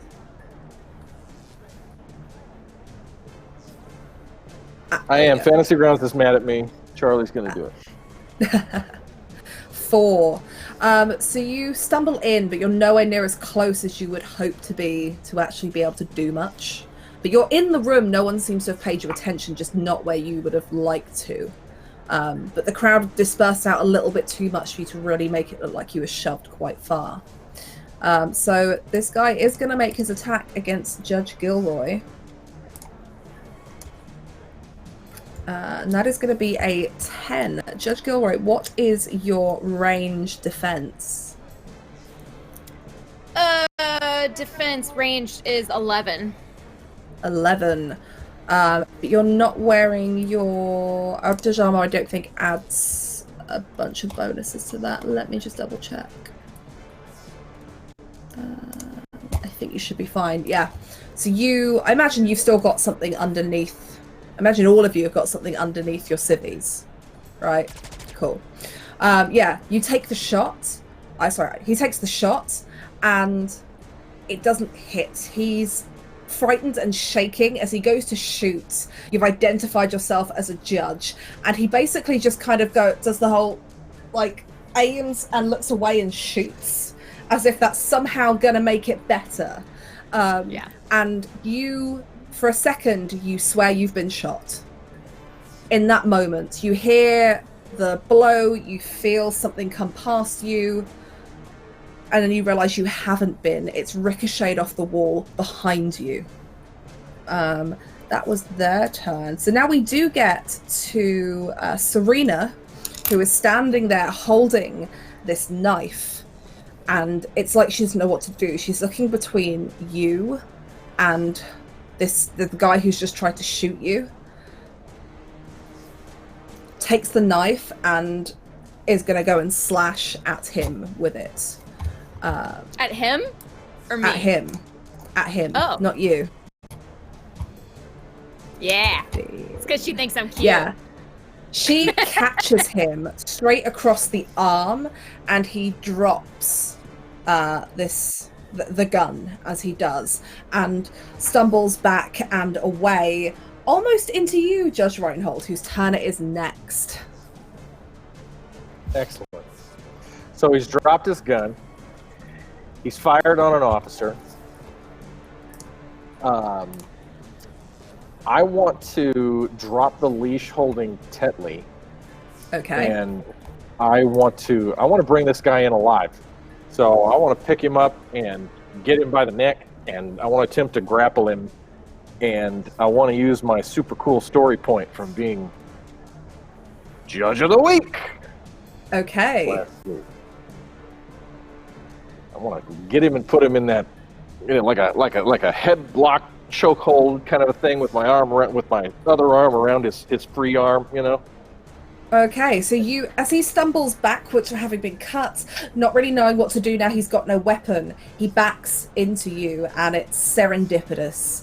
As he does, he turns, and you're there in the chokehold, and you've dropped the leash on Tetley, and Tetley has seen you do this, and because this is a narrative boon, so why not? Tetley goes for the ankles. As this guy's trying to kick at you, Tetley is just nipping at him, grabbing hold of the bottom of his trousers, and for a small dog, he's got some might as you hold him there, and Tetley is just growling, like got this huge chunk of the trouser material in his leg, growling at this guy as you hold onto him. I'm going to say we'll drop out of initiative because there isn't really an immediate threat anymore. But the older gentleman, he still looks quite relaxed as he stands there. He's like, you another judge, I suppose? I see. Well, and he looks over at you, Judge Talon, and says, I see you stuck around for the fight. 3 cigarettes on the girl, was it? Yeah, but shit, no. There ain't no fight now. And could pull out a match, light the cigarette, and then using aim and improvised weapon is going to throw the lit match onto the guy. And I want to get the back of his neck hair. I want this guy to go, or at least partially on fire. Okay. As she's walking away. You make that roll. It'll be agility because it's ranged, and you can use your skills with improvised weapons or with throwing. Yeah, throw anything. Just it doesn't give me a penalty for it. And then with aim, I get 1d6. Perfect aim makes it 2d6. So 2d6 plus my agility is 5d6. Okay. Let's see how this goes.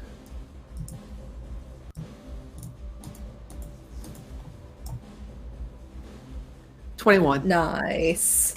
Yeah, you've kind of been pretending to kind of smoke on this cigarette, but not quite.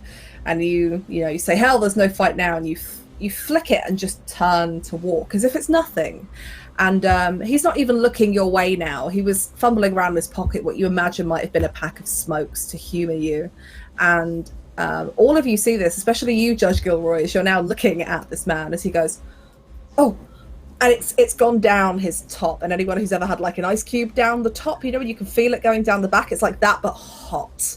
And you can see he untucks the shirt he's wearing and he shakes it out. It's like oh, and you can see where it's like singed down the back of his shirt.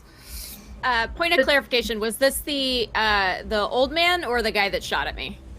The old man. The guy that shot at you is currently in a chokehold by Judge Reinhold, with Judge Tetley gnawing at his feet. You stand there.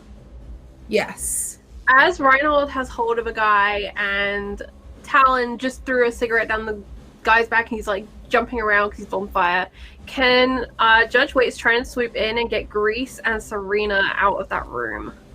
Is there Yeah, how like are a you doing back that? door she can see, or There's not a back door. There's like, if you imagine this is kind of in the center, it would have probably been a either an apartment or it would have been some other room, like perhaps a common room or something.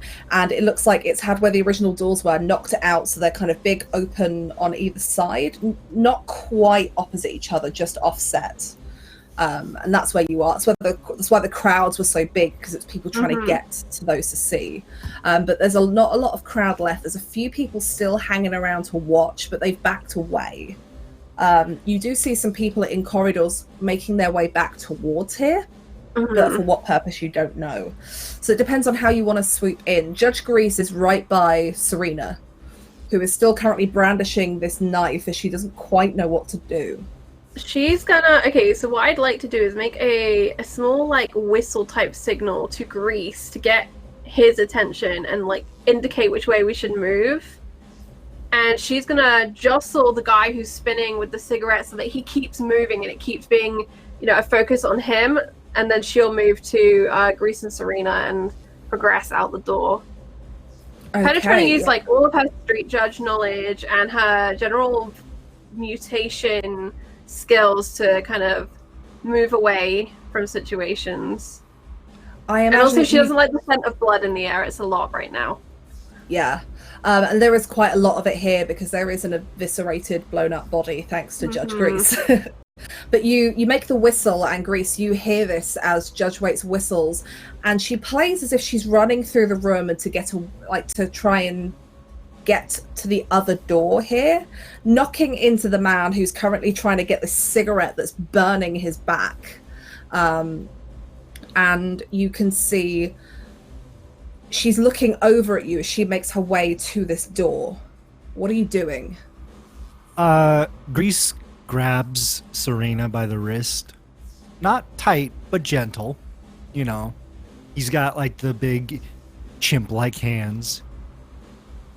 You're gonna come with me and my friend because we're gonna take you to safety and away from all these judges. Okay, Judge Gilroy, what do you do here? You see... So this guy is bouncing around with... Wait, am I muted? No. This guy is bouncing around with a cigarette in his back. And while he's distracted, Gilroy actually pulls out his gun and points it right at him. So that once he's kind of gotten it out, like he's tapped it out, he can... When he looks up, he sees a gun pointed right at him. And Gilroy is looking very serious now. And he says to him, he said, now look, that was unnecessary. I told you I'm just here to help. However, if you want to make an enemy just for the hell of it, feel free to do so, because as much as I want to help, I'm not here to fuck around either. And I don't need this shit right now. All right? So as you go to say this, you see a woman in dark clothing with a hood up. And just as you prepare to make that speech and you think he's got it out, she knocks into him, trying to get across to the other door. She whistles. Grease grabs hold of Serena, and you can see the three of this woman, this person who you now know to be a judge, and this other woman who's still brandishing a knife is being pulled out of the room. As you turn back, and then he stops, and that's when you make that speech. Yeah. And he just he stands there quite relaxed, but like clearly in pain. He's trying to keep this air of relaxation, this air of I'm still in control, despite the fact that you can see him gritting his teeth as you imagine his back is quite burnt. Yeah. Do you do anything about this woman who's run through, whose Judge Grease is now following with Serena?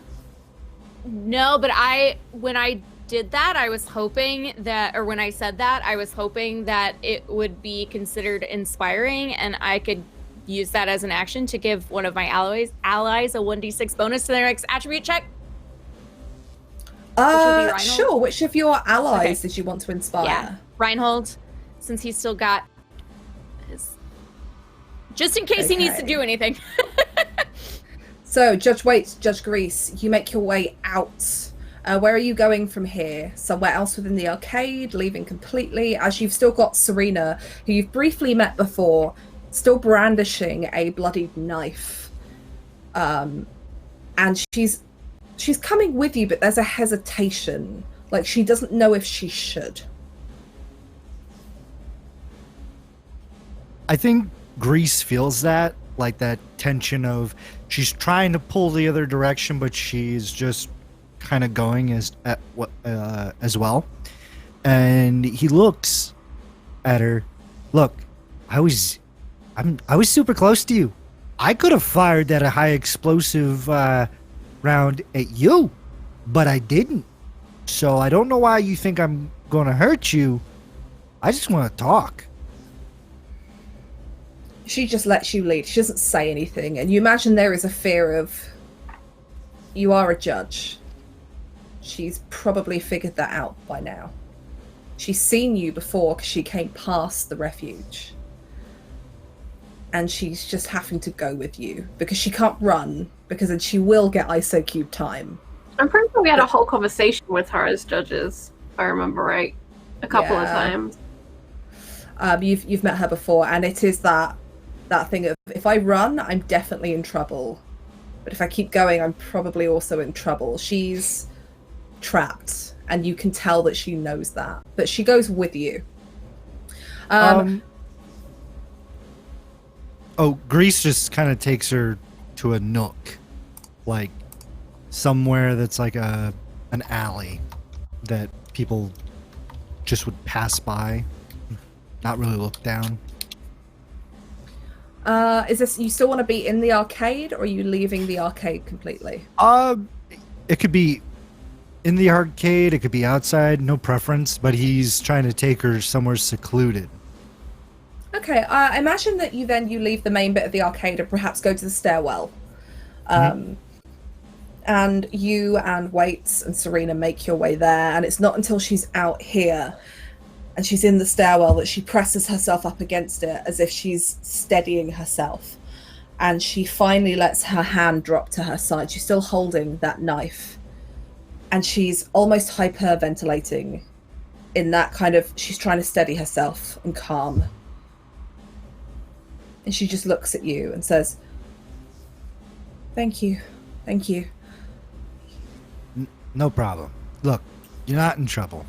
I'm not going to arrest you. I'm not going to put you in ISO or whatever. I got to keep a low profile.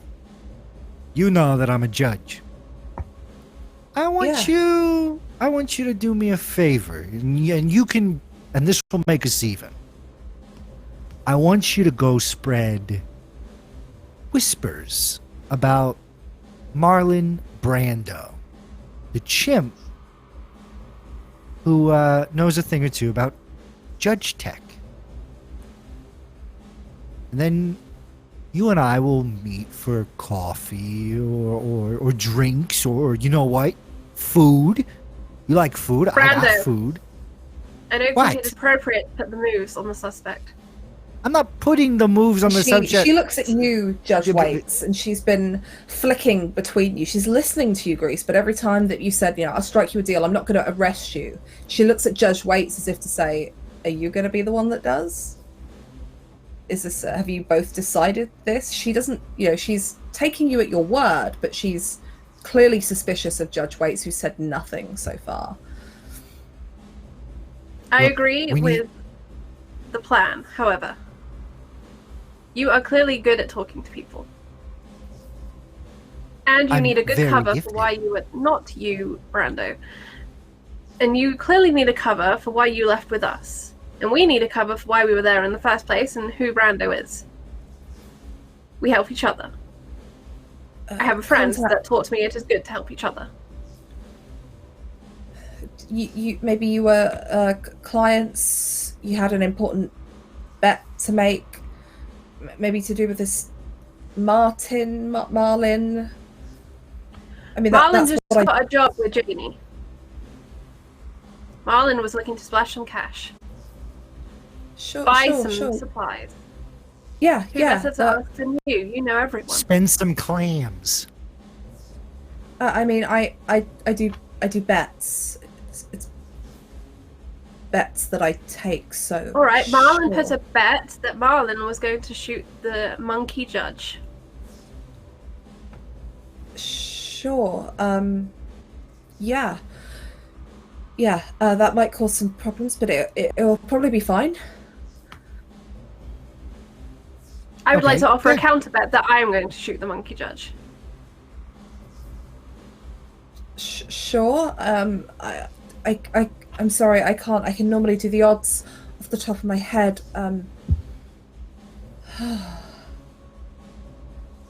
Yes. Well, maybe that saves me too. If I tell him that there's a bet out on one of the judges. I mean, no How offense. many credits do you require? I mean, that depends on how much you want back. I mean, on a judge, the stakes can be pretty high. They were the last time. She'll offer like a significant amount, but not like a ludicrous amount. She's like, it's fine. I'll have to write you a slip and everything, so there's paperwork. But Marlon, with my name, so that my name can be on the slip.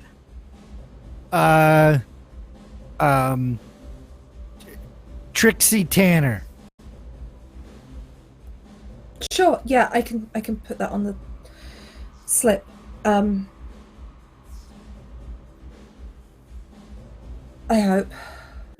God, I'm gonna be in so much trouble. And you can see she's kind of cut off from you in this moment, and she's trying to assess what's going on. Serena, you have the money. You have the story. Be very careful when you return to level 25 to your home. Yeah.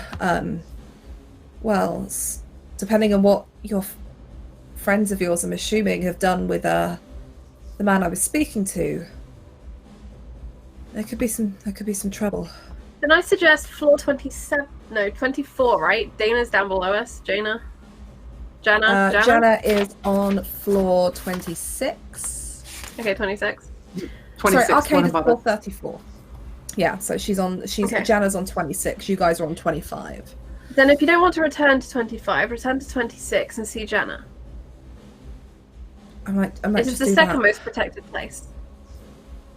Yeah, I can't go back to the betting shop. Yeah, if your friends have gone, the militia will show up, and then, or the anti-militia will show up, and that'll be more problems. Speaking of, Marlon, I believe we should move. We've been here too long already. Okay. Look, Catch you later, friends, Serena. your friends are in trouble if they stay around there too long. The anti-militia don't take kindly to judges interfering in their business, and the arcade is entirely... I am their aware. business. That is why we must move. And she hurries off. We're going to jump quickly back over to Judge Gilroy, Judge Talon, and Judge Reinhold, as you are still inside the betting shop known as Feather Bets. The place is in disarray. You have one gentleman in a chokehold, and you have the other older gentleman currently gritting his teeth while trying to keep this relaxed air about him. What is his response to me aside from just standing there? He doesn't really say anything. He offers his hands out in a gesture of, like, that's it, I've done my bit. And he says, they didn't tell me about you. Miscalculated. I'm the one they sent in because the others couldn't get it done. See. Then behind his back, he like gives a wave or a thumbs up to Reinhold, like, I'm just messing. It's not. I'm just saying it to. Just want to scare him, man. I don't mean it. And I love it because I love it because he doesn't like, I see what you're doing, Yeah. and I've got the guy by the neck, and I'm following your lead at this point. We're just going to see how this plays out. So I intend to bring some of these people back. So Look, Judge, it was just a bit of personal business, that's all. I honestly meant no offense. There was Yeah. payment and monies owed. I deeply, deeply apologize for my horribly rash behavior. Perhaps we could part on good terms, yes? And he gives you what you can only think of as a crocodile smile. Uh-huh. And I forgot already, is betting and all that stuff is... Technically, yeah. Technically, virtually everything in the arcade is illegal. Sorry, I disconnected for a second. Is betting illegal or just like cigarettes and stuff? Pretty much everything that takes place in the arcade is illegal. Okay.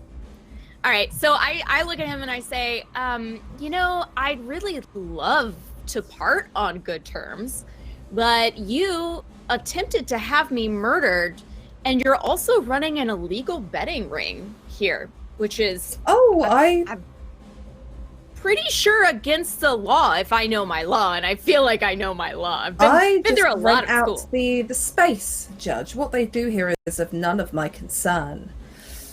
But it is of your concern, as this is your space, like you said, and since it's your space, it's definitely your concern what happens inside of it. Let's put it this way, Judge. You are going to let me leave here, just like the judges before did, because otherwise your badge will end up on the back of a wall somewhere.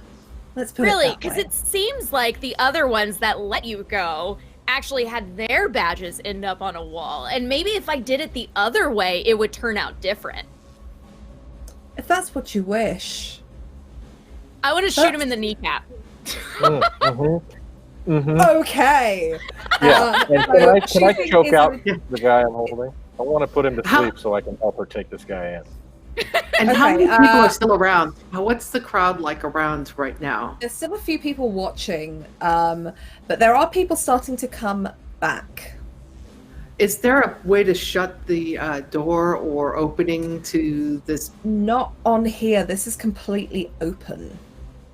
Okay. There is just like where the original doors would have been, they've basically just kind of blasted a much bigger So door. they don't have any type of security closing for it No. like the others do. Okay. Talon's, as an FYI, Talon is kind of mingling with the bit of a crowd that's left. Just kind of keeping ducked down and mingling in the crowd, staying in earshot. Just make me a reputation test, and if you've got anything like perception or anything to do with hearing as a skill, add that in, because you've earned a little bit of a rep with this crowd as you kind of made the bet, and people are chatting to you. So like, can you believe it, the judges have turned up? Oh, you would have won on that bet as well, I reckon. Seen Serena take on more than that. That's a 10. You think you hear someone somewhere turn around and say, "Are the militia coming? The anti-militia coming? Someone said they'd gone back to get stuff." Shit. Man, those guys are always fucking things up around here. Judge Reinhold, you managed to choke out this man. Judge Gilroy, I want you to make that test to shoot him in the kneecap. What is that test? It is agility, and then if you have got pistols, that will be added to it. So I have agility, I have pistols, and I have aim, which gives me another d6. Can you can stack exploits, right? You don't have to. Yep. As far as I am aware. Okay, that's fine. That's 3 for now, and I think that's it. Okay, yeah, 3. Let me do it. Give it. 1, 2, 3. Oh wow. That Not was quite 3 enough. total. Yeah. You go to shoot off and you miss the kneecap. But he does kind of jump a little bit. I scare the hell out of him is what I do. Tell him and I say that I'm like, I'm gonna twist this and I say, you see how close I got? Next time it's gonna hit. And he kind of nods, And he doesn't do anything after this. He doesn't move. Okay. It's almost like he Yeah. is waiting. Judge Uh-huh. Waits and Judge Grease, are you making your way back, or are you going elsewhere? Waits was intending to kind of circle around, but not to go back to the betting shop. She just wants to have eyes on it to see if there is anyone moving in. And then if she can get in range, then she'll use her radio to, like, Talon, move your ass, get everyone out of there kind of thing. But she wants to move and see before she flares anything. As you go around, you do see that there are people, some groups of people who are going down corridors. They look suspicious. There's something not right about it. Either they are there and they're still trying to see what's going on, or there's something else happening. Judge Grease, what are you doing? Judge Grease is going to go back, and this old guy seems important. So Judge Grease is going to pull out his lawgiver and kind of stand next to him and stare at Gilroy and say, "Sir, obviously this is not safe. Allow me to escort you away from these judges."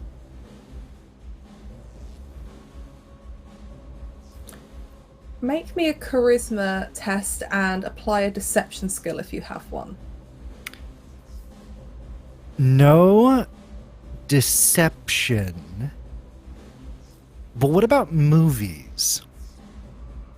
You have You've to seen a describe lot to of- me what scene you are replicating from a movie you've seen. He's replicating a scene in like a buddy cop movie that would have one of the cops go undercover, and then of course, for comedic dramatic effect, both partners are like with the BBEG, and they got to make a choice.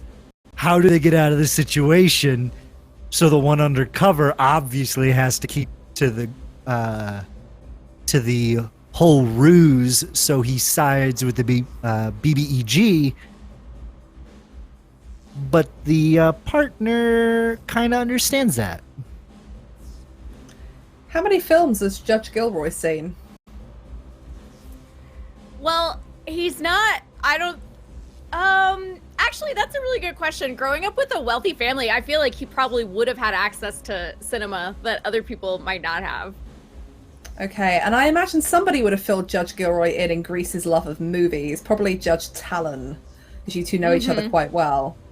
There's a bit of this that as Judge Grease shows up and starts playing this, you're like, what is he doing? And then you remember a film that you saw, this buddy cop movie, and there's a bit of you that can't resist the dramatic flair of it, because you're the handsome, uniformed cop who, you know, is playing that front, and you kind of get into it and it clicks with that kind of, you know, that bold, outgoing nature of yours. Of course I can play this part.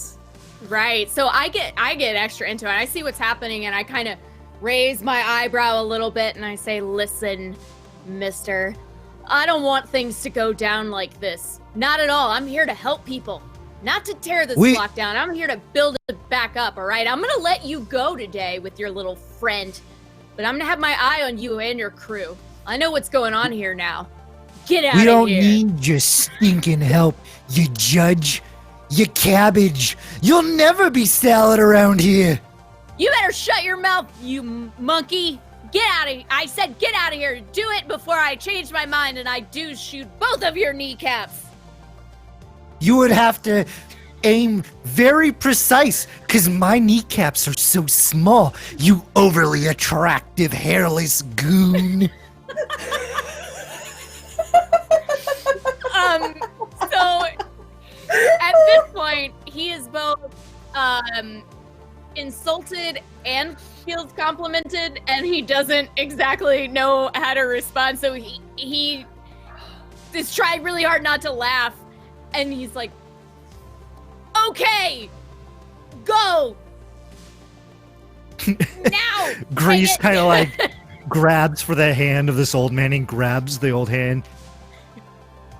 come with me, sir, if you want to not go in a cube. Judge I'll Grace, put you in a cube.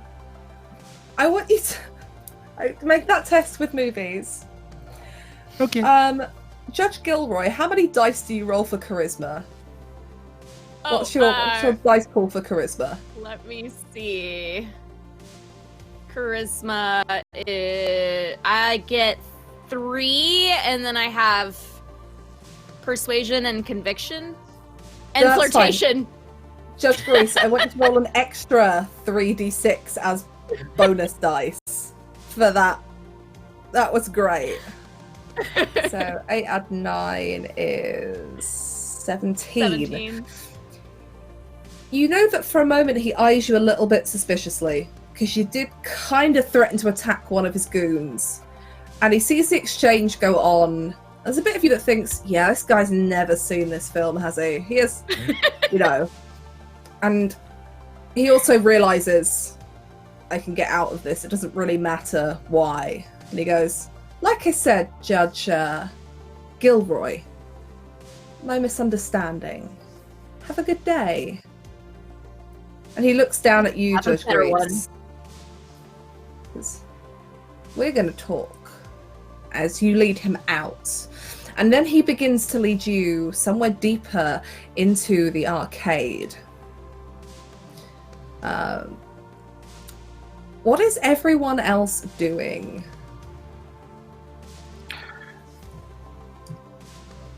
Did I choke the guy out? You did, yes. Okay. He's been did I holding get it it for then? like 30. Yeah, for like an hour. So the question is, He's do I actually know just the- dead now. murdered him, which I can do for the record. So yeah, I want to follow Gilroy. It's not murder if it's legal, Travis.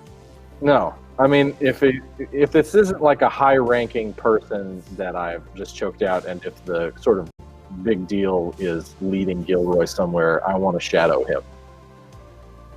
Well, unless I'm like completely revealed as a judge, in which case, unless there's a reason not to, I'm just going.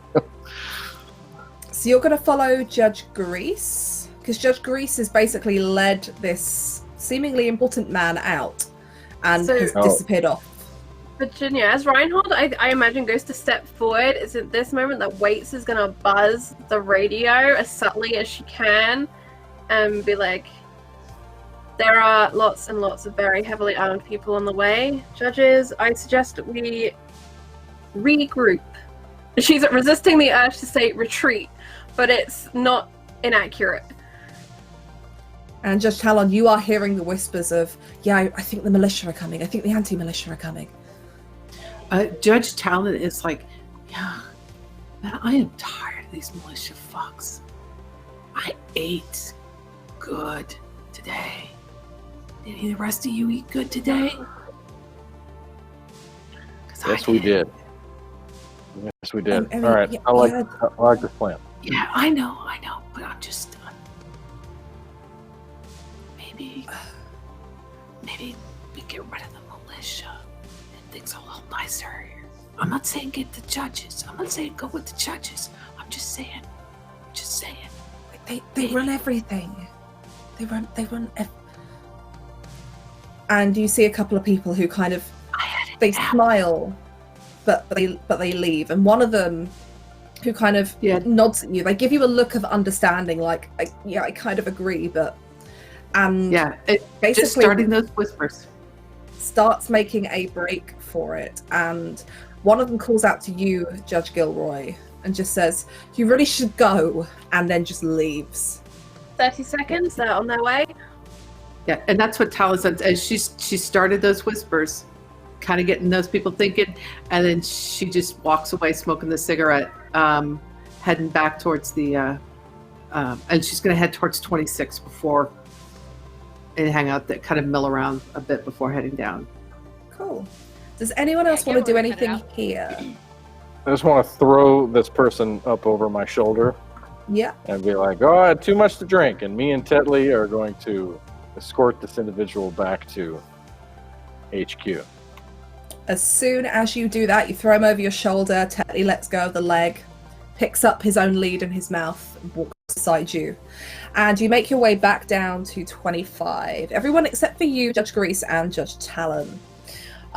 Judge Talon, when you get down to 26, as you mill around before heading back down to the refuge, you see Serena coming out of the medical center, making her way towards the stairwell. You can see she's had the gash in her face stitched up. She is bruising, and you can see where her top has been ripped, and she's kind of snipped the other strap and tied it up to give her almost like a low back top. And those tattoos that you've seen before, the ones that look like clipped wings, the scar-like tattoos in the back of the shoulder blades, she sports them on the backs of her shoulder blades. I think Talon just kind of, because I don't think she's run into Serena before. I don't think they've met. So Talon just kind of gives her that, chin hang thing. She got any apples left? I heard the word apples. I don't know. I didn't ask. And she's looking around, and she's clearly paranoid, and just kind of makes her way down the stairwell. You okay, sweetheart? Yeah, I'm good. I'm good. Yeah. All right. I'll catch you around. And Talon's going to head for the stairwell and head back down. And as soon as she's alone, is going to get on the comm and say, "Don't approach the refuge until I get there. There's a booby trap." Judge Waits, Judge Gilroy, and Judge Reinhold, you do make your way back down to the refuge, and you wait for Judge Talon to arrive, and you see Serena come down the stairs. You know she lives on this level, and she kind of sees you. She looks around nervously.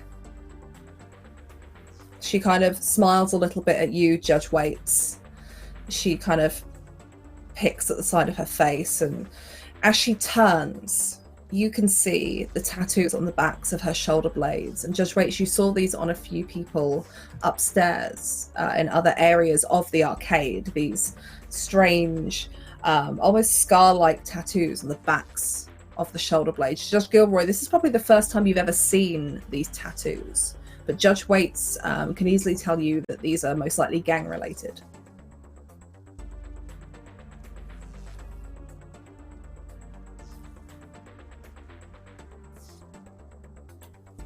Virginia, what was the name of that gang? Because it's like Angel Wings, right? But it's not Angel Wings. It's Yes, they are the ones that you think have got the feather graffiti, and they're called the Wing Clipper Clan. That's right, Wing Clipper. So I couldn't think of the name. I was like, I know what it looks like in my head. Yeah, so you have them, you have the caged vipers who have got the kind of coiled snake behind a cage, and you also have the anti-malitia, who you don't know what symbolism they use. You actually haven't come across anything that you think could be related to them yet, but clearly what you dealt with upstairs was something to do with them and Serena.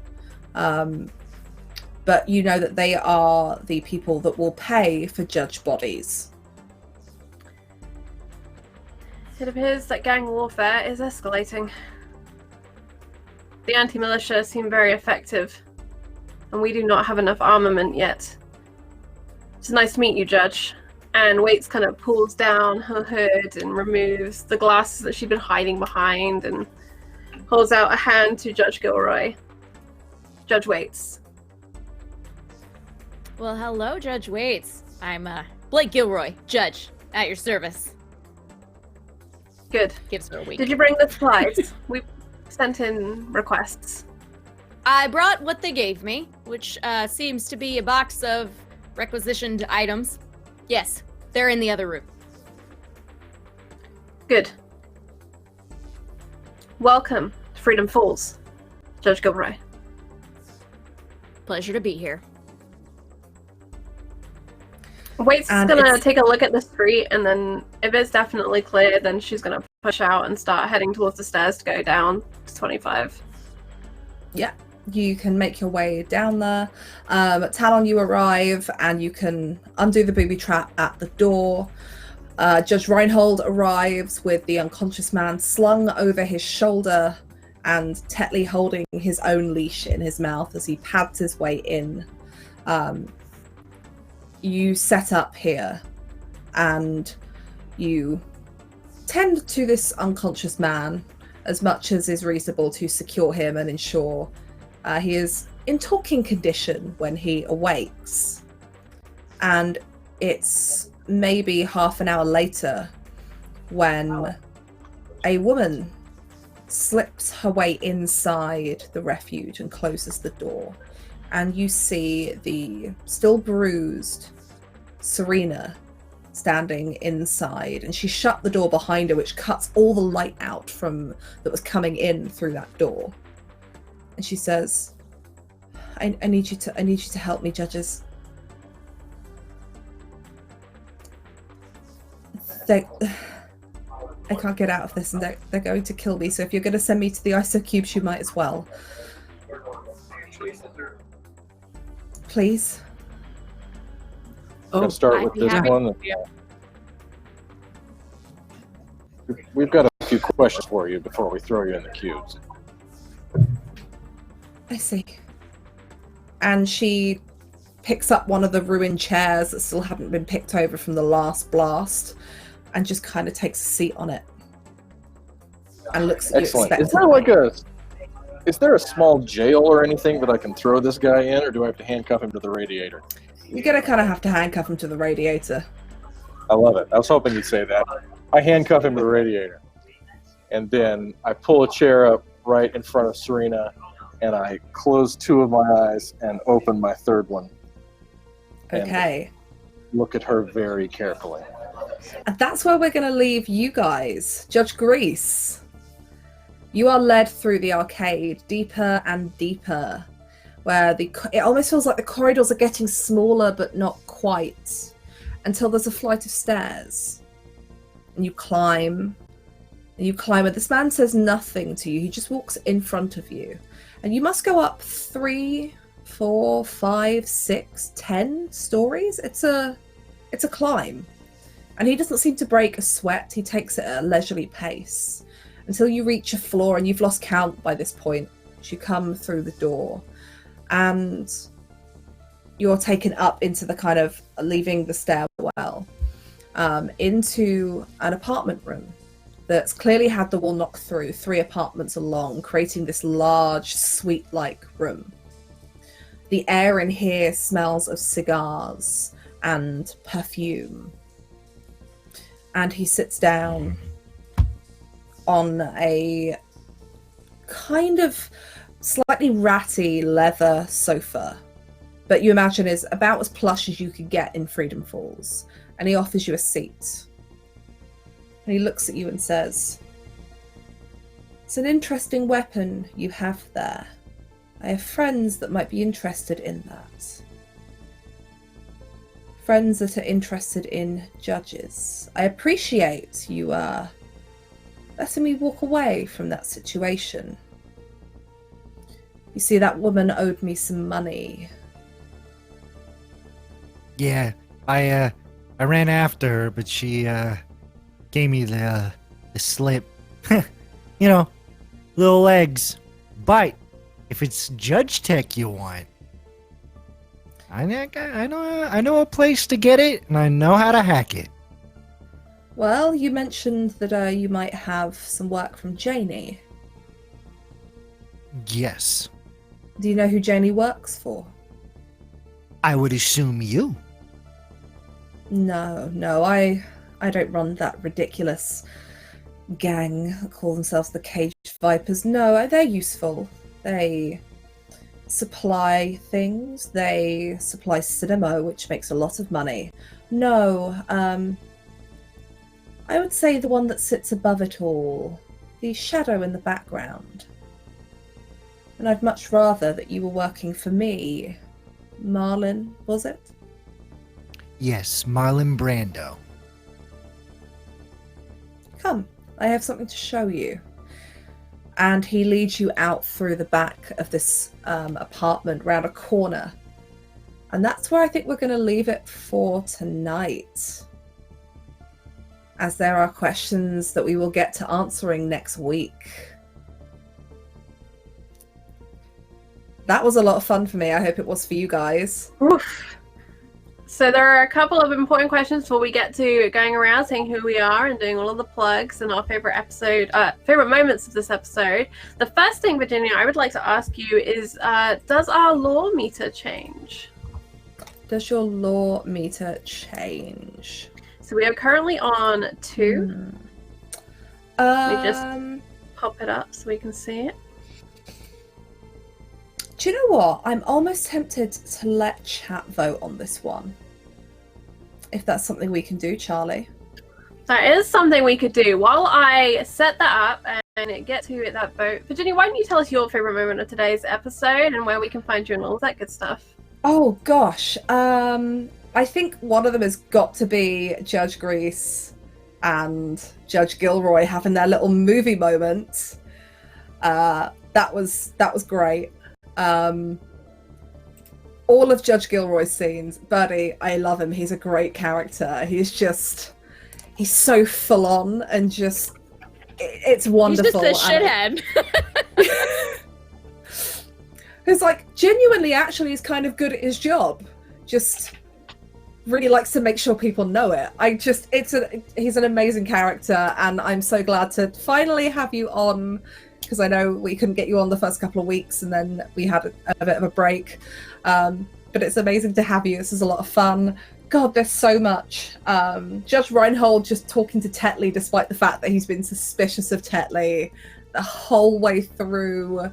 I love it anytime. It's just Talon putting a bet on Serena. I loved it. And just playing the person on the sidelines, just betting and causing that kind of low-level dissent. Judge Waits telling Grease that he can't flirt with the suspects was just. I like that. It's like, what's your cover name? Waits. Really, that's what you're going with? It's my name.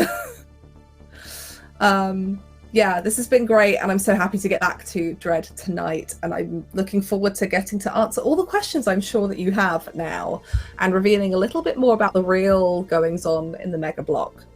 But in case anyone doesn't know, I am Virginia. You can find me on Twitter at Tabletop Horde. You find me here on Friday nights running Judge Dredd, and on most Thursday nights you can find me along with Charlie over on RPG Webby, doing After the Fire, which is a Song of Ice and Fire Game of Thrones stream, where Charlie plays my wonderful stepmom, and I'm the bad stepdaughter who doesn't listen to anything she says. Not wrong. It's set like 100 years before the events of the TV show in the Second Blackfire Rebellion. It's a lot of fun. We've just had a big battle, and we're about to get to all of the difficult politics. You can also find me over on Red Moon Roleplaying on the Descent into Avernus podcast that has come out. Please go and take a look at it, because that's a whole load of fun. Yeah, I'm sure there's something else that I'm doing, but I can't think of what it is right now. So keep an eye out on everything Modiphius does. Yes, I also work for Modiphius as my day job, where I also make and play and help develop RPGs. And I just put out, with a bunch of other awesome people, Charlie included, Beyond the Basics on DM's Guild, which is a collection of a load of D&D 5e short adventures. It's really awesome. You should check it out. Charlie's work is really cool too. I think that's about it for me. I'm excited to hear about everybody else and see what chat voted for. Chat did indeed vote to improve lore. Lore increases, and I have added an extra pip to our lore meter. So the judges have done good work today, but how long will it last as we stir the Vipers, the anti-militia, and all the rest? If you are watching on YouTube, we are live here every Friday at 5 p.m. Eastern, which is 10 p.m. UK currently. Small reminder to everyone watching that at the end of the month, the clocks are changing in the UK. So go and check out what time everything shifts to. I'm going to be doing some post-encounter roleplay. And again, YouTube, we're heading for that 20k. Please hit that subscribe button. It's totally free. And I think Will and I are going to do an Ask Me Anything stream and we mean anything. So, you know, that's your opportunity. If you want us to hit that, I think we've got about 70 people to go. Let's click that. Also coming up, we talked about Beyond the Basics last time on Roleplay Roundup. That's coming up again this weekend at 3 p.m. Eastern on Sunday, when we talk about a whole host more role-playing stuff. But let's move on around and say hello and goodbye for now to the wonderful Cleric of Cord. How are you doing today?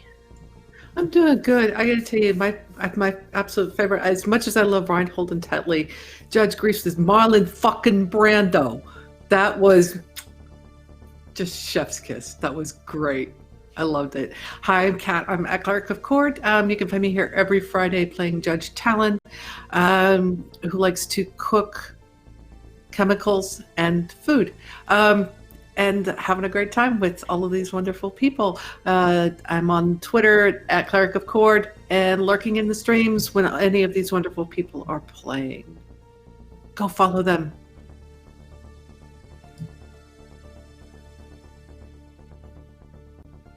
Awesome. Thank you so much. Let's drop it down, if he's free for a second, to the very busy producer Trav. Man, you know it. Producer Trav live in Arizona here at RinCon 2019. Look at these beautiful nerds having a time. I'm going to go over here to this undead horse because he's fun to look at. Hey, look, once again, Judge Grease runs away with this. The whole Marlon Brando bit is fantastic. I like how Judge Talon, likes to eat, but also likes to F up. Hello, everyone. See this? I just want to swear like crazy here in front of all these people. And also, Judge Gilroy is a bit of a dandy fop, but he gets the job done. And Judge Waits is ice cold. I love this game, and I can't wait to play it next week when I'm seated quietly at a table where I can concentrate. Hey, listen, we're going to go live here from RinCon here in about 3 hours, 8 Mountain Time, whatever that means. For live WebDM, check it out, youtube.com/WebDM.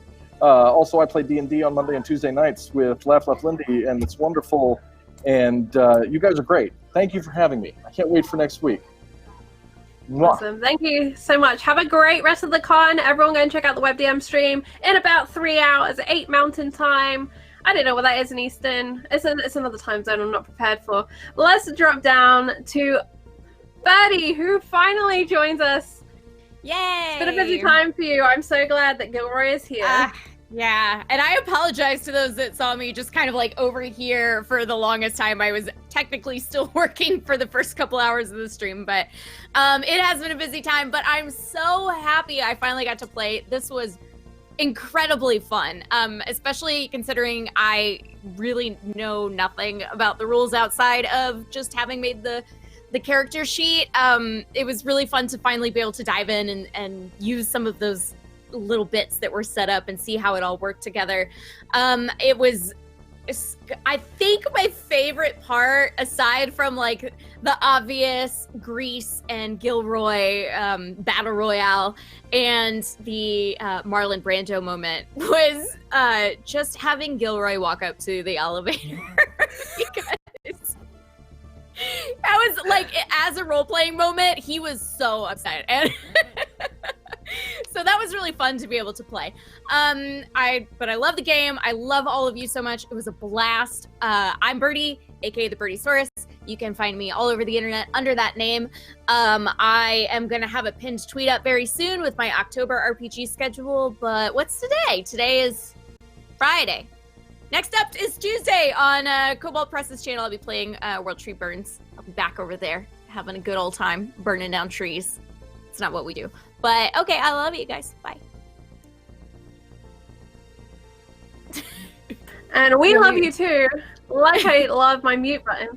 Let's drop down to the judge of the day. In my opinion, I'm not even going to open a poll. Judge Grease gets judge of the day today. I enjoyed the reworking of the Terminator line, "Come with me if you want to live." It was beautiful. Zippy Zippo, how are you doing? Hello there. I'm Zippy Zippo, and I've had a blast today. Oh man, I love buddy cop films. Like, I don't know. There's something about it. I just love them. And I love how this is shaping up to be kind of lampoonish, but also a pretty deep kind of buddy group film. And it's interesting. I want to see where it goes. Yeah, Judge Grease just keeps getting deeper and deeper into the criminal underworld. I was like, I'm going to play a naive chimp with a heart of gold. Well, since then, he's joined a gang, saved a mob lord. Joined 2 gangs. And pulled out a high explosive round on some guy and blew him to bits. So, For a good cause. heart of gold leaf. But yeah, I'm Zippy Zippo. You can find me here on, well, you can actually find me on all the social medias at the Zippy Zippo. School has been taking over my stream time, but I hope to get back into the regular groove of things soon.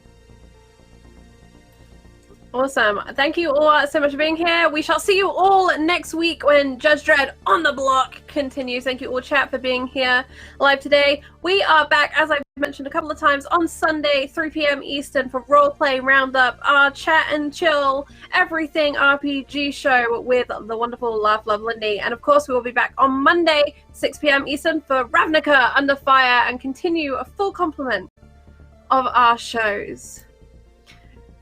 But I think I'm going to run a trailer and then we're going to go and do a little raid because it is Friday. It's time to spread the love, spread the fun day. Those of you who've come in towards the end of the stream, I'm going to take you to find some more RPGs. So hang around and we'll be doing that any second now.